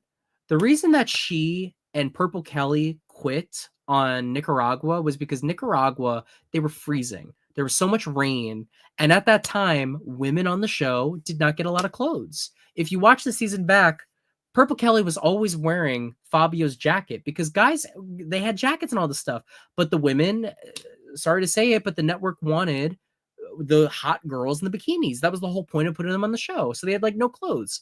So she quit because it was freezing fucking cold and she was sick to her stomach. She played an amazing game. She was blindsiding people. She disrupted the power structure. She found an idol. She was easily going to get to the end and maybe even win. She has some of the best moments, and unfortunately, her season is considered one of the worst because of her quit. If she stays through the whole way, I guarantee you that season's looked at as one of the best. I sometimes go back and watch that season because she was a pretty fun person on the show.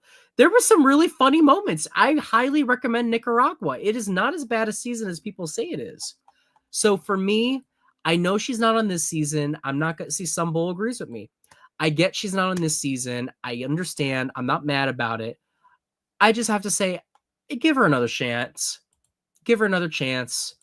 Like, let bygones be bygones. And if not, Nyanka, call up House of Villains.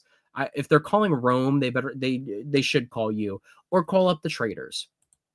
Someone put her on something else because she is entertaining as fuck.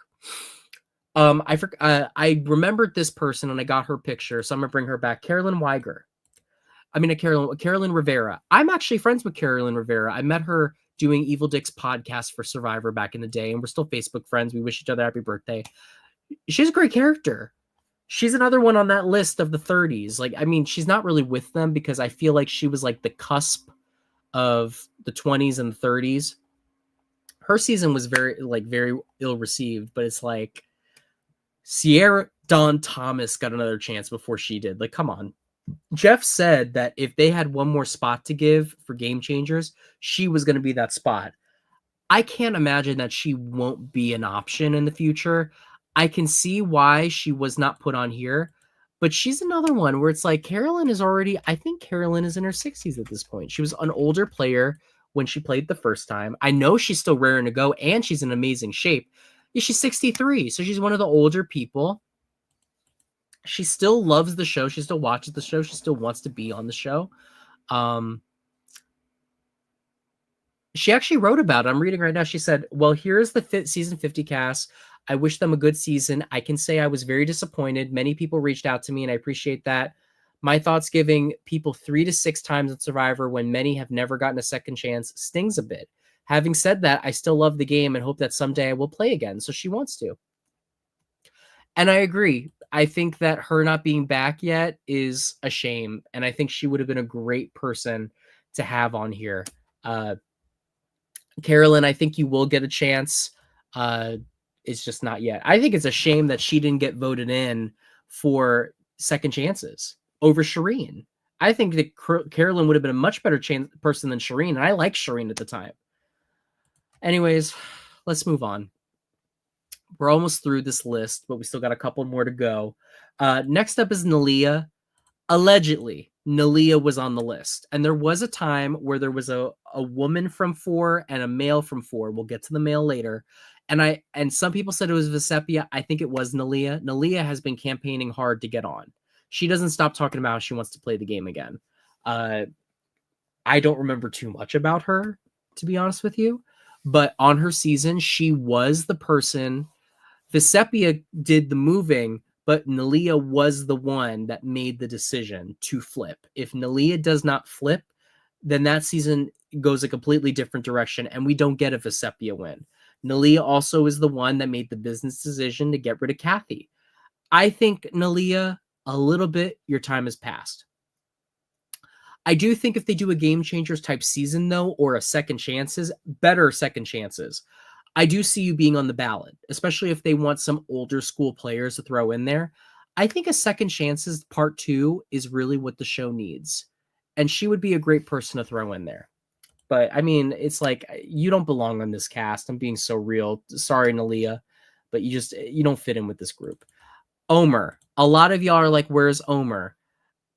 I'm not that disappointed he's not on, if I'm being honest with you. I mean, he played great on his season, but like, there's only so many dorks you can put on here. I'm sorry.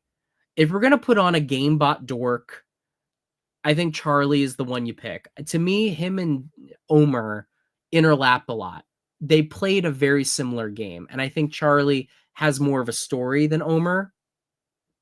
Yeah, I know y'all like Omer, but it's like, and I know Rizzo too. Rizzo's not a dork, but he's like a game bot, like they are. You know, it's like I also think Rick Devens in a way is a little similar to Omer. I don't know, but it's just like Omer, I'm not crying over you not being there. I think you will get another shot, maybe.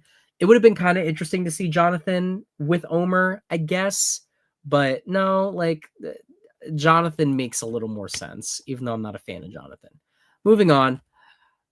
I already said he should have been in there instead of Joe. We didn't need Joe 2.0. We needed Philip 3.0.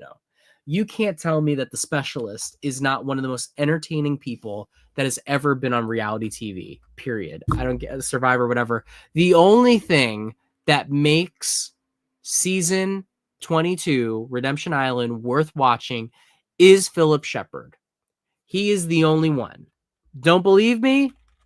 Give me 1 second. I can't show too much of this because I just know I'm going to get the copyright monsters are going to go after me. And then this live is going to get muted and I don't want that. But I think this should be okay because this is like a really bad recording. But y'all, this is Philip Shepard. Just me, because Francisca and Christina asked me to cast my vote for Rob. That is not true. I asked you to Excuse me, I didn't interrupt you while you spoke. I want to finish what I was saying. Christina, did I ask her to go Excuse me. Absolutely not. Excuse me. Absolutely not. Excuse me. You are a crazy person. Excuse me. I'm going to interrupt you, so I don't Excuse respect me. you. I'm Excuse going to me. say what I want to say when I want to say it. I'm sorry. Jeff, I'm a former special agent. So if I make a statement to you, I'll do everything I can to make sure I adhere to that. And I will not betray. I'll go down on a sinking ship before I do that until I hear something different. And I just heard something different. And so my vote tonight will be for Francesca. Francesca. Francesca. Yeah, I don't want Phil to jump down my throat now, but Crazy. maybe there's a little bit of instability there. Excuse me. You and Francesca. Francesca approached me to go along with them because she had an immunity idol. That's why they approached. Like, y'all don't understand how crazy that is. That was the first tribal council. The first tribal council. And that one tribal got him and the first boot, Francesca, invited back for fan versus favorites. Copyright monsters do not go after me. I don't own that. CBS owns that. That's not even CBS recording. That's some person from the 2010s that was recording on their phone. But it's like, y'all, Philip is so fucking funny. And this is not even accounting for all the other crazy shenanigans he did. What I love about Philip is Philip looks crazy on the show, but Philip recognized that there was a cult mentality around Rob, and he was not going to take Rob down. So instead of fighting against it, like Christina and Francesca did, he made himself a goat so that Rob would take him to the end. The only problem is that Philip didn't get over the shit, and at the end, he didn't explain that. If he had explained it, I still think Rob would have won, but maybe if people were bitter enough, they would have given Philip the win. Remember, this guy got to the final 2 or final 3, whatever you want to call it. And he did get a jury vote. Philip is just so funny. He's the specialist. I think he has a big enough name where he could be on this cast. I think Joe could have been gone. I don't think Kyle and Camilla's dynamic needed Joe there. I get that Joe's like a favorite right now or whatever because he was loyal with Eva and all that bullshit. But we don't need Joe. Survivor 50 doesn't need Joe. Survivor 50 needs Philip Shepard. And honestly, Philip Shepard is not that far off from Joe. I think Joe is like the angelic version of Philip. Philip is like the devilish version, where Philip is like deeply loyal, like Joe is, but Philip is just like more passionate and more like chaotic and crazy. I'm sorry. Philip doesn't like being called crazy. He's gone like very public. I actually wouldn't be that surprised if the reason he's not here is because he has something with production. Because I remember that I remember that there was a time where Philip was calling out Survivor for making him look a certain way.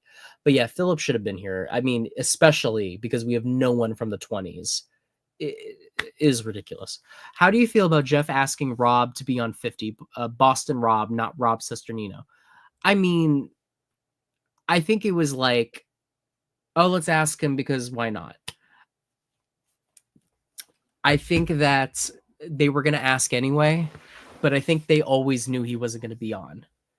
To keep it real with you, if Boston Rob was on this season, I wouldn't be able to say anything bad about it, to be honest with you. I'm not a Boston Rob fan, and it's like, come on, he's been played 6 times. But Boston Rob is at the same caliber as like a Sari, where Boston Rob is the name. Like you say, I think Boston Rob is the most recognizable name. I think Boston Rob is number 1 and Sari is number 2. Because Boston Rob at this point has like, you know, flaunted around on like Deal or No Deal Island, the Traders, like they know, everyone knows who Boston Rob is, even though he sucked on 3 out of 5 of his performances. If he would have been here, I mean, I wouldn't have been thrilled because I'm like, okay, we see his ass again. For what? I think Colby would not have been here if Rob was here. It's like, I don't think we need Rob. But my thing is that Winners at War, we already did him. Winners at War, we did Sandra, we did Parvati, we did Rob, like, and we did Tony, like, you know, the 4 Mount Rushmore people. It's like, is like every all-star just going to be them over and over again? Or like some type of combination of them? So I do understand why. So it's like they asked him, but I don't think necessarily they would have absolutely put him on. And if they actually, no, I think the network would have said you need to put him on, even if Jeff and all of them didn't. But what I appreciate about Rob is that Rob came forward and said he declined, not because he didn't want to play, but because he wanted someone else to get that shot, that he's had his chance. And I don't think we'll never see Rob again. I think we might see Rob again on like 60 or, you know, sometime in the future. But yeah, I mean, it is what it is. I'm not all that surprised that he was asked. All right, let's get to the next person. We're almost through it. Oh, Lord. I'm not going to talk about him too much. Ricard. I've seen some people talk about him. I do think Ricard would have worked if Shan was here. But if Shan wasn't here, we didn't need Ricard. We only need Ricard if Shan is here.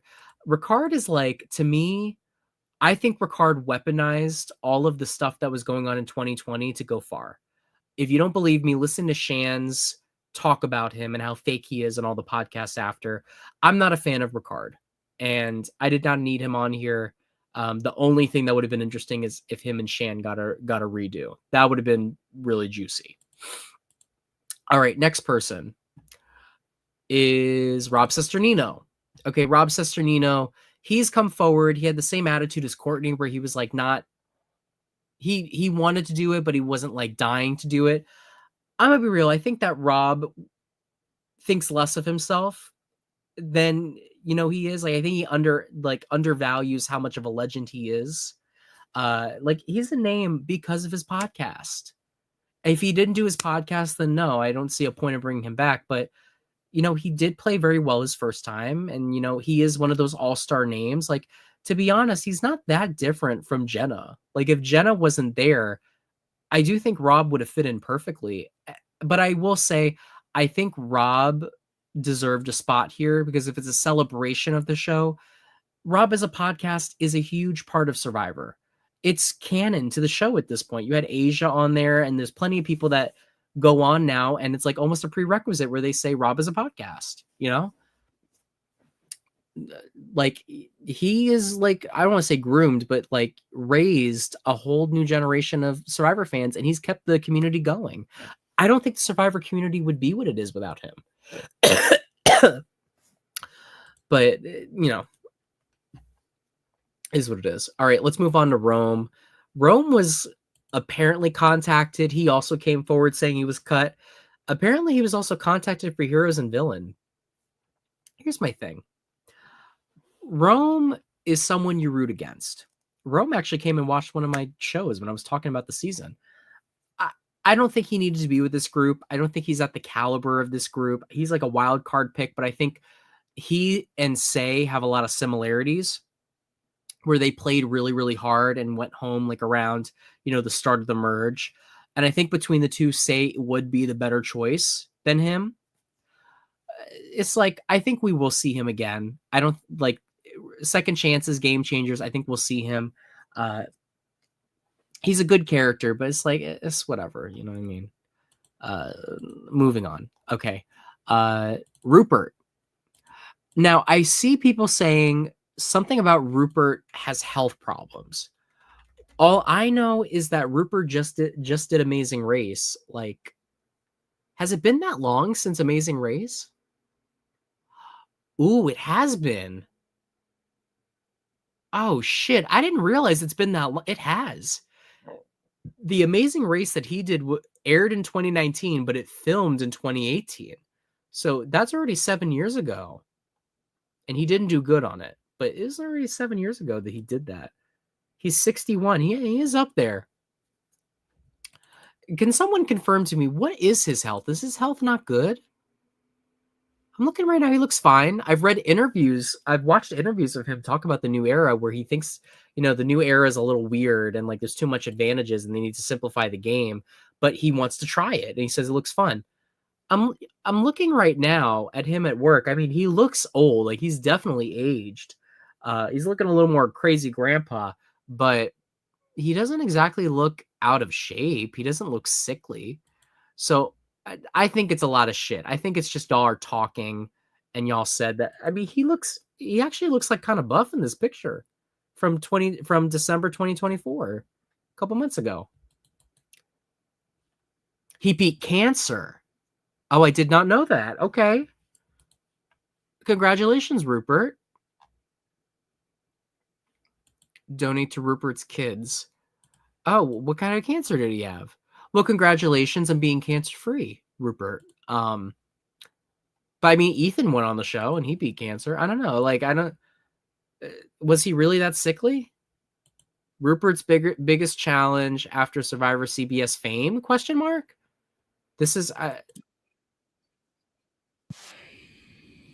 he was just talking about Survivor like 17 weeks ago. I don't know. I think Rupert could have been out there.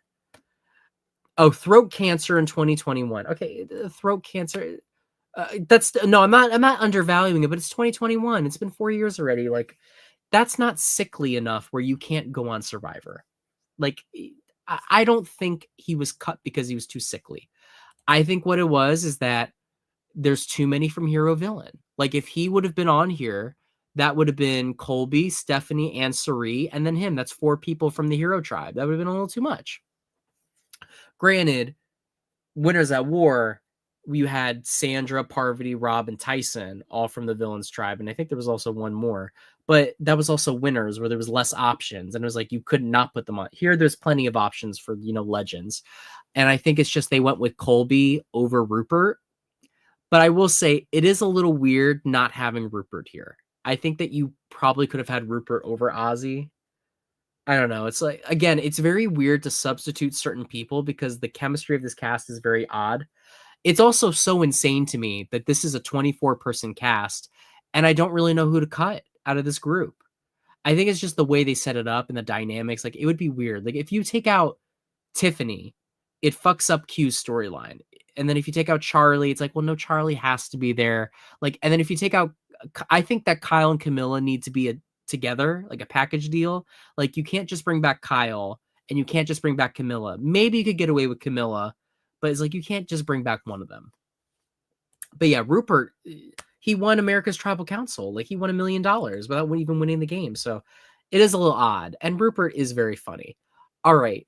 Next pick, probably the most controversial pick, but I'm going to say it. Russell Hantz. Russell Hantz should have been on this season. Here's the thing with Russell. Russell still gets credit from Jeff on the podcast. Jeff talks about him on Fire. The problem with Russell is Russell badmouths production every single chance that he gets. Every fucking chance. To be honest with you, Russell, if you are watching this, because I once had a phone call with Russell Hantz where it was a very weird conversation. This was, oh my God, a couple years ago when I spoiled the when I spoiled Big Brother All Stars, there was a whole scandal that went on where Nicole Franzel was Karening on people, and there was a pregame alliance going on. It was a whole thing, but I remember he called me during that because he was interested in how I got the info. Oh, there's some video about has Jeff changed his mind on Russell Hantz. Apparently, Jeff is not a fan of Russell. There was a time though where Russell was the show. I mean, to be honest with you, that whole section of 19 through like 26, Russell was at all the reunions. Russell, had his nephew on the show. Hell, they even brought his like cousin on Big Brother. Then he got expelled. Like Russell, the Hantz family took over, and you can't deny that Russell did change the game. He did. Like he made people play a lot harder. It was a lot more vicious. He was the one that got people, to find idols without clues. The only thing with Russell is that he is a terrible human. He's a terrible human. He's gotten better, apparently. I haven't watched any of it. I'm actually probably going to watch his latest videos after this. The only thing with Russell, too, is that Russell, he went on Australian Survivor, and he just went home and he's very much washed up. Like, that's what he, like, washed up rock star that, like, peaked. You know what I mean? Like, I think he did so well his first 2 runs because no one knew who the fuck he was. I don't think he ever, like, Redemption Island, his own tribe was on a winning streak, and they threw a challenge just to get him out. And that one challenge throw ruined their momentum, and then they all lost, and Boston Rob's Alliance took over. That's how much they hate him, is that these people threw away their game just to get rid of him. I do think it would be interesting to see him with this group, like seeing him with Coach again, seeing him with Colby again, seeing him with Sari, because apparently Sari respects him, seeing him with the new school players. Like, he's a very different type of person. Do I think he would win? No. Do I think he would do well? No. But it would be an interesting, like, 2 or 3 episodes that we would see him on. Am I wrong? I do think Russell would have been on, but it's like, I'm not mad at them for not putting him on.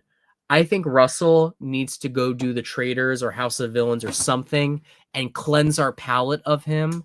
And he needs to get over this whole like crazy bullshit. And also there was a weird thing he did where he hosted an org and he said there was going to be $1,000 cash prize, but it was a grift. He never paid the $1,000 cash prize when he's supposedly a millionaire.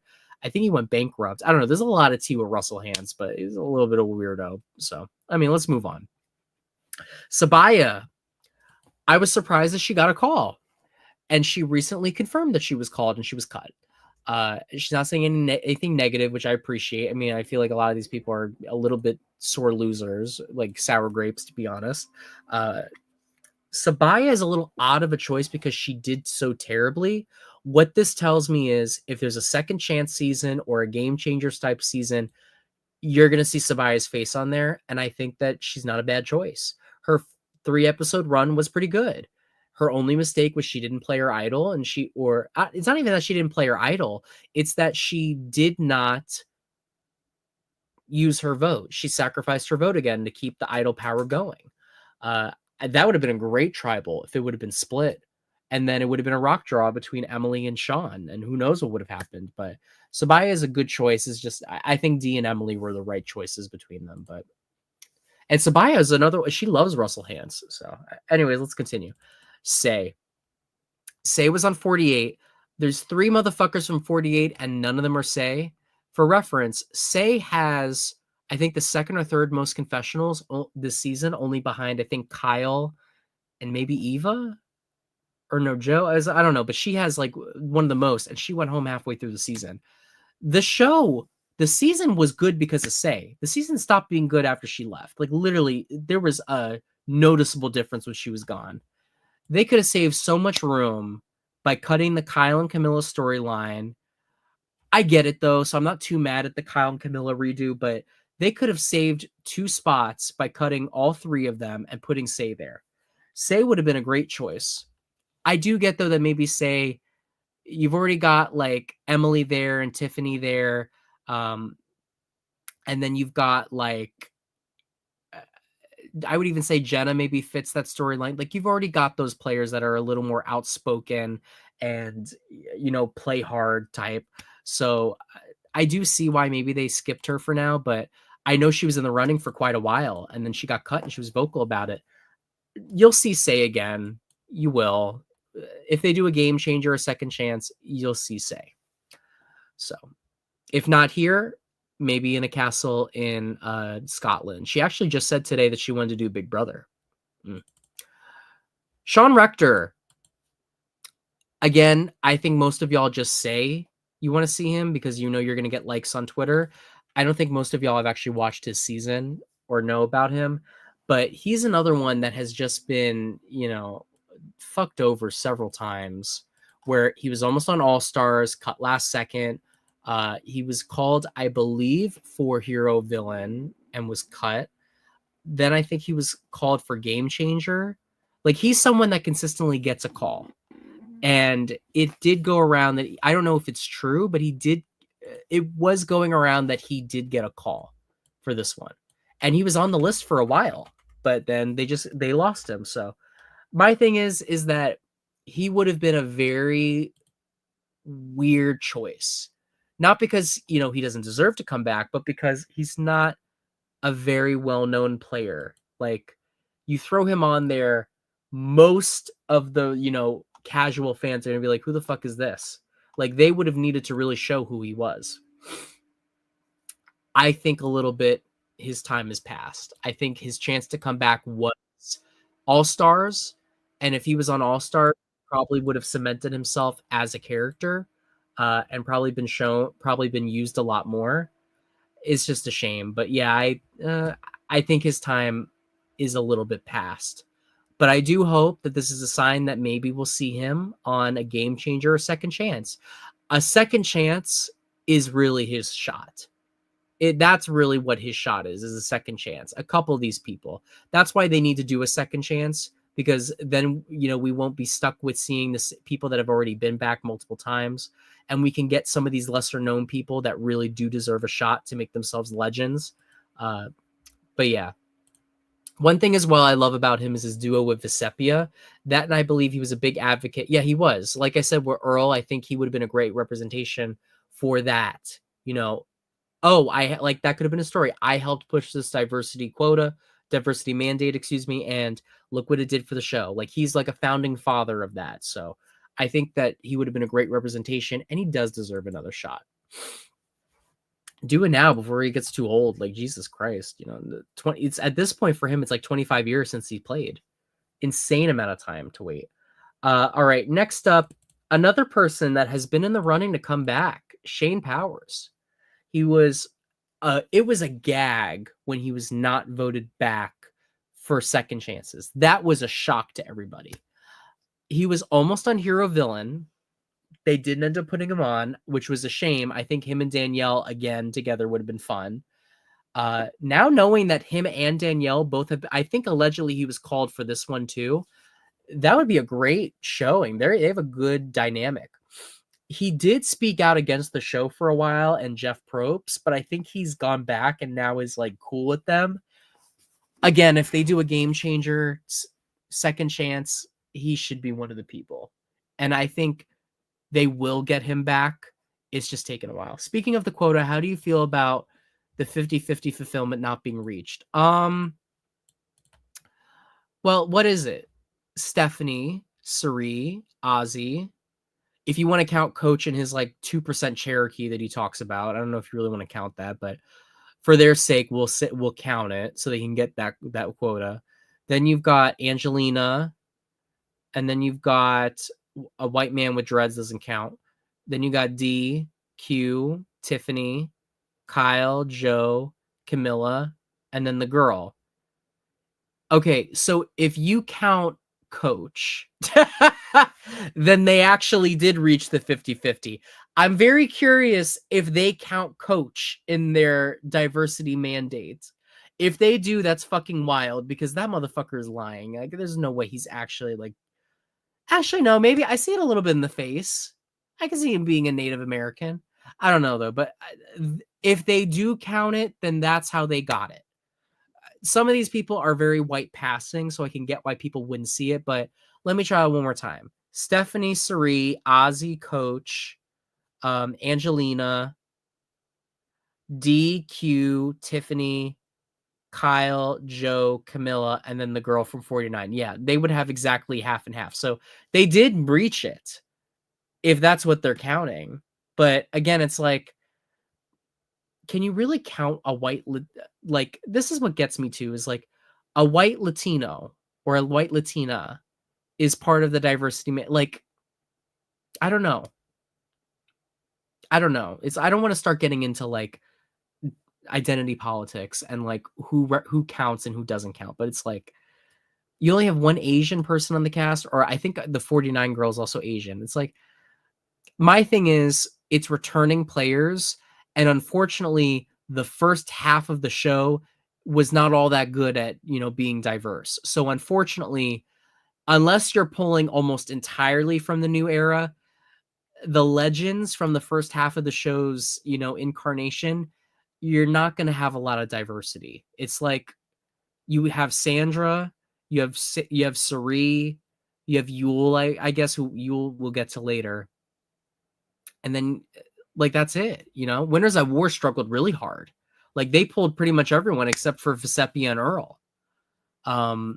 So I don't know. I give them a little bit of leniency, but I think that diversity quota thing is going to go away. I don't think Jeff will get rid of it. I think Big Brother might get rid of it, though, which is unfortunate. Anyways, let's continue. Shan Smith, another big snub, but she has a really bad reputation, so I think that's what happened. A lot of controversy after her season, but it's like, how is Shan not here? I think Shan could have been here over Emily. Shan and Dee going head to head would have been great. Shan did some really crazy shit on her season and was very much robbed. I think Shan could have taken Tiffany's spot, honestly. They went home at the same place. They both got 8th place, so they would have been the lowest ranking people of the season. And Shan and Q would have had a great dynamic, but it is what it is. But I think Shan is another person. She was on the Challenge USA. I do think we'll see Shan again at some point. Then we've got Spencer, or I guess he goes by, doesn't he go by like Ryman or Redman or some bullshit? She got into some beef with Alyssa Lopez from Big Brother is what I remember. I think she was accusing the Challenge USA cast of being racist. I wasn't all that much into the Challenge USA.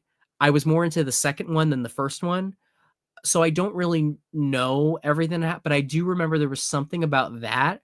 There was also a lot of controversy with her and Ricard and, the whole Camp Out alliance. Like, there was a lot. And Shan has dissociated from Survivor, I think, because of that. But I still think she should be back. And I don't think any of that shit should come into play. All right. Now we have Spencer, or whatever the fuck is. I don't know. Why did he change his name? Can someone explain that to me, why his name is Ryman now? I'm just calling him Spencer. Spencer. Yeah, he would have fit with this group, and he would have been good representation for the 20s.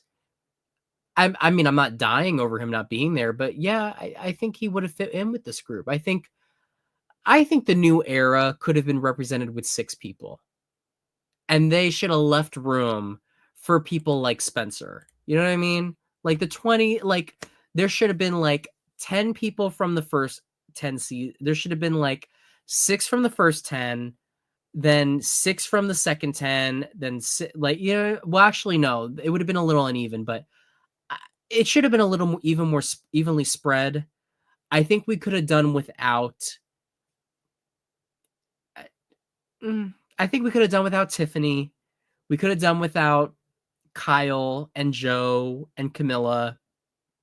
We only needed 1 from 49. And that's already 5 spots freed up. So it's like you have Jonathan, Emily, D, Q, Charlie, Genevieve, and then someone from, 49. I think that would have been fine. Like, is anyone going to cry over not having anyone from 48? I don't think so. And then we would have had room for Spencer. But with these people, it's like Angelina and Christian and Chrissy and even Aubrey and Rick. They should have been back. But I would say Spencer is a little bit of a Survivor legend. Like, his worst placement is 4th. And he had a good shot of winning both times. My only thing with Spencer is he's a little crazy now. I think he went a little mentally insane. He had his whole thing, like, anti-vax moment. I think he's Trump. I think he's like, like, I don't know. I remember he posted some weird shit. Like, I'm not too bent out of shape. He was very vocal after he did not get put on. He did this whole rant. Let me see if I can find it. But he did this whole spiel about not doing it. Like, he had a little mental breakdown. Oh, here it is. Okay, let me show this to y'all. This was a little wild. Oh, what happened? Hold on. Oh, here it is. Okay.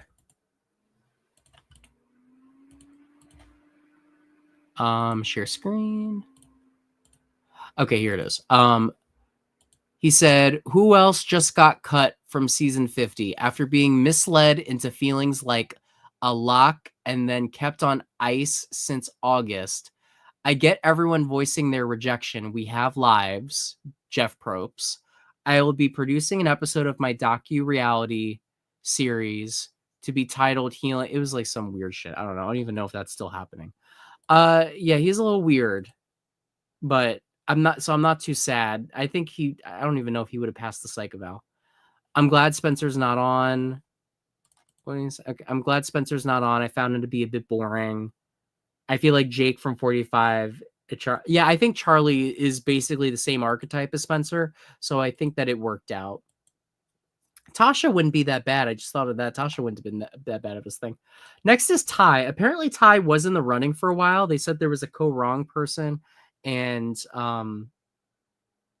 they said for a while there was someone from co-wrong that was on there, like a male and a female. I'm assuming that they're talking about Ty and Aubrey. I do think Ty is probably a legend for Survivor. I mean, he did well both times, and he's a really great character. I wouldn't have been mad if he was on here. I do think Ty and Aubrey's a little much, but I think he could have taken Mike's spot. Ty does deliver. I will say Ty does deliver. So we probably could have lost Mike White and put Ty in there.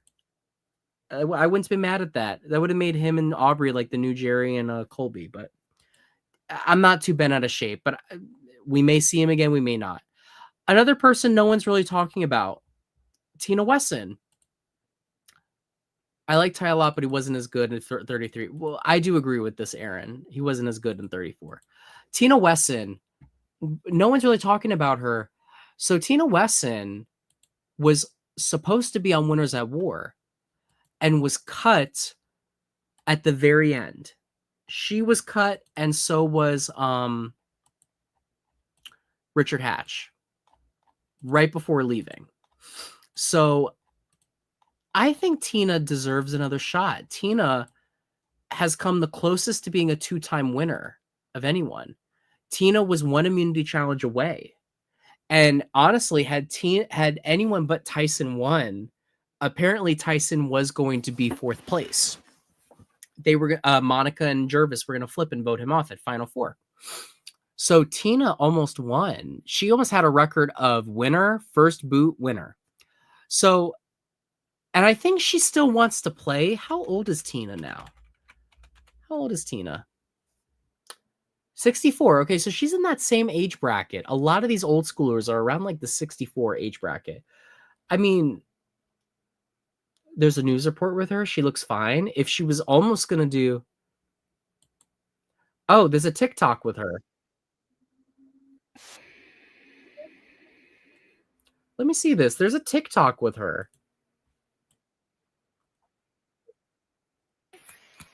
They do challenges. Not me. Nope. I can play in the rain. Get ready for it. Oh, so she wanted to be on 50. She's the first female winner. She's, an OG, in the name of OG, and she won Redemption Island as an old ass lady. Like, she has a lot of great moments. I think Tina actually probably would have been better representation than Jenna. Yeah. Crazy to think Tina would have been a second 2-time winner. She's able to keep up. She kicked ass in Blood versus Water. Yeah, Tina's one of those people that, how there's really old people, but there's really old people that are more in shape than some young people. Tina's one of those people that probably can go on the show even 10 years from now. She probably will be able to go on when she's like in her 70s. I will say, though, time is ticking, and I think that they should get Tina sooner rather than later. She still wants to play, and I think she would be fun to see again. You know, I would like to see her again. I am curious, though, if she wins Blood versus Water, she gets to come back for Winners at War, I would think, right? Because she'd be a 2-time winner. How do you not? It would be crazy to it would be crazy to live in the timeline where Tina wins a second time and ties Sandra. Could you imagine that? Because then Sandra would have came into Game Changers and been like, I'm 2-time winner, but not the only 2-time winner. But I think Tina could win the show again. All right, well, let's continue. Another old school winner, Vesepia. I mean, same thing as Earl and, Sean, a very overlooked player. I will say, though, I think Jeff has his eye on her because in a recent interview, when he was going through all the seasons, he gave her kudos and said, you know what, I've been told that I overlooked her. And you know what, in retrospect, I don't give her enough credit. I don't know if we will ever see her on the show again, but I don't think it is impossible. I know she wants to do it. I do think maybe recently she said she didn't, but I think she would do it if she was asked. It would be very interesting to see her again. She's the first person to win the game when her tribe had the minority in the merge. She had a lot of legendary moments. Her convincing Nalia to take out Kathy and stepping out so she didn't get the blood on her hands.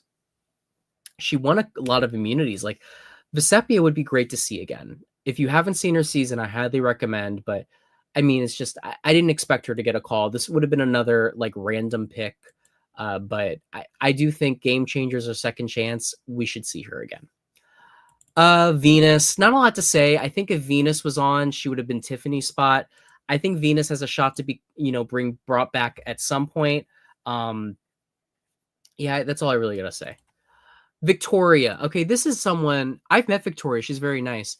Not to mention she broke that one challenge by bringing a notebook. Yes, I remember that. She's a very smart player. Victoria, like I've met Victoria in person. She's very cool. My thing with Victoria is they very much underrated her. And unfortunately, I think if we're going to see people back from the edge, it's going to be Devins, who we got, Chris Underwood, and I think they're going to keep overlooking her. But if there's a second chances, she should be on that list. She was cutthroat. She played a great game. Edge of Extinction totally screwed her over. She would have won that game, I think, if Edge of Extinction wasn't a thing. She ran it, the whole thing. She's an amazing player. I would love to see her back. I'm not surprised she's not on here, but I don't think it's out of the realm of possibilities. She should come back with that big-ass beanie. This is someone I'm a little surprised is not here. Xander Hastings. Now, Xander was a huge fan favorite. He had that moment with Liana and their rivalry. I think he was called. I'm actually very surprised that he has not been on any show. He hasn't been on any show. He hasn't been on The Challenge. He hasn't been on Snake in the Grass. Like nothing. He hasn't been called to anything. I've heard through the grapevine, he lives close to me, and I know people that have met him, that he's a fuckboy, and the fame has gone to his head a little bit, and he tries using the fact that he was a fan favorite on Survivor to get girls. So a little icked out by him.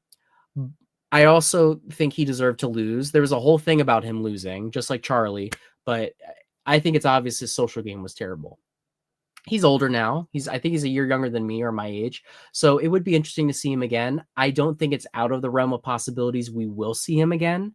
I think he's one of the bigger names from the new era. I think that, again, a second chance. A lot of these people, I think we'll see a second chance or a Game Changers and their faces will be there. Fans versus favorites would fit him very well, actually. So yeah, but it's like, I think Jonathan is a better choice over him if you want a good challenge player. And then if we're looking for like a younger person, I think Rizzo and Charlie are better picks too.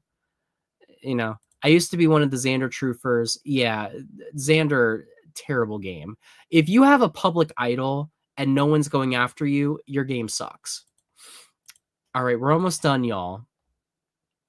Next up is Jam Jam. I'm a little surprised. A little surprised. I think we could have done without Kyle, and we could have had Jam Jam. I don't even really like Jam Jam all that much, I'm being honest with you. I would have rather seen Jam Jam and Carolyn back instead of Kyle and Camilla. Season 44 sucked. The only good thing about it was Jam Jam and Carolyn. And what's funny is I don't think Carolyn and Jam Jam are on speaking terms right now. I know that Carolyn unfollowed Carson. Let me check. I don't think that these two are following each other. I remember there was a thing where she was calling him out on Twitter. Let me check. But he was one of the big personalities. Oh, no, she does follow him. But I would like to see their dynamic again. I think we will see Jam Jam in the future. Very unique winner. He would have fit in great with this cast. He's a great character. Yeah, it's a little surprising he's not here. I also really have not heard his name at all in consideration. I think he was one of the people that got purged during the whole New Era thing, which I don't know what happened to that because half the cast is New Era. And the last name, I recently heard he was in consideration, Yul Kwan. I think we should see Yul again. Yul Kwan, we barely got to see on Winners at War, but he was playing a good game. He's also one of the best winners. I think Yul would have been great on this season, and I hope we do see him again. Anyways, I'm going to wrap it there, y'all. It's a late night. It's been like almost 3 hours. Let me know. Who is your biggest snub? Is there anything that you agree with, disagree with? What y'all think? I'm still excited for this season. I still think this is going to be good. This is not out of the norm for Survivor. Survivor always does this shit where they go heavy on recency bias, which I think is a CBS decision, not their decision. And then they pull people that are, well known. They prioritize them. They get some people in there that it's like, all right, we need them again for their second chance. Like for all the losses, there were some wins. I agree with this. Bring back Nyanka. If I ever become the head of CBS, that's what I'm going to do. I do too. Well, I saw Devins had beef with Coach where he called Coach out for being a Trump supporter. So I'm not going to lie, I'm a little bit in Devin's corner now when I wasn't before. But I mean, looking at this cast, we could have done a whole lot better. I mean, well, we could have done a lot better, but this could have been a whole lot worse, y'all. Don't even lie. We could have had 75% New Era. I can accept half. We could have had Ricard thrown in there. We could have had we could have had like Gabler in there. Like we could have had a bunch of people that we did not need to see again. We could have seen Ben Dreigerberg again. Like this is not the worst we could have done. There are some good choices. Like Jenna Lewis, I'm excited to see her again. Colby, not the worst choice. Not the worst choice to see again. Coach is fun. Cirie, we've seen her 1,000 times, but Cirie is a legend, and we haven't seen her on U.S. Survivor in almost 10 years. So I don't think it is a bad thing. I think it is a little interesting seeing a now well-known reality TV person on here. Like now her legacy has other shows, and that's what makes this cool. Stephanie is a bit of an oddball choice, and I'm kind of here for it. We did get Christian and Angelina. We did get Chrissy. I could have gone without Devins, but I know some of y'all like him. Aubrey's a little Mike's a little a little weird choice, but okay. Jonathan's disgusting, but okay. Joe, I'm vomiting. Kyle, not really necessary. Camilla's all right, I guess. Charlie's a little boring, but come on, I'm going to be there. Tiffany's a what the fuck choice. But we got Q, we got D. Emily, y'all got Genevieve, Mother Vive. Y'all all wanted her. And all right, we have to sacrifice 2 spots for 49, but we had 24 people. We could have had an 18-person cast. And I'm already telling you, the 18 people, the 6 we would have lost would have been like the good people. That would have been like Jenna would have been gone. Chrissy would have been gone. Like we didn't do too bad. We didn't do bad. But yeah, I know, but at this point, it's like anything before 40 and versus anything after 40. All right, y'all. It is 3 a.m. and I have work in like 3 hours, so I'm gonna go sleep. But I hope everyone had a great night. Thank you all so much for watching. We've had a pretty consistent viewership. We're almost at 1,000 views at the last one. So pretty good viewership for, what we do. If you enjoy what I do, stay followed, stay tuned, stay bitter. Hit the subscribe, join the Bitter Brigade, follow all my social medias at Slightly Bitter to know when I'm doing stuff. I have more to come. We'll have more panelists. I have some people that I want to bring on. I have some interviews I want to do. Snack time is still coming for all my cartoon object show people. It is still on the way. I'm working on it. I'm getting closer to finishing it. It's just this stuff takes time. Animation's not easy. And yeah, that's pretty much it. Anyways, I think I'm going to wrap it up there. Until next time, stay followed, stay tuned, but most importantly, stay bitter. Have a good night, everybody.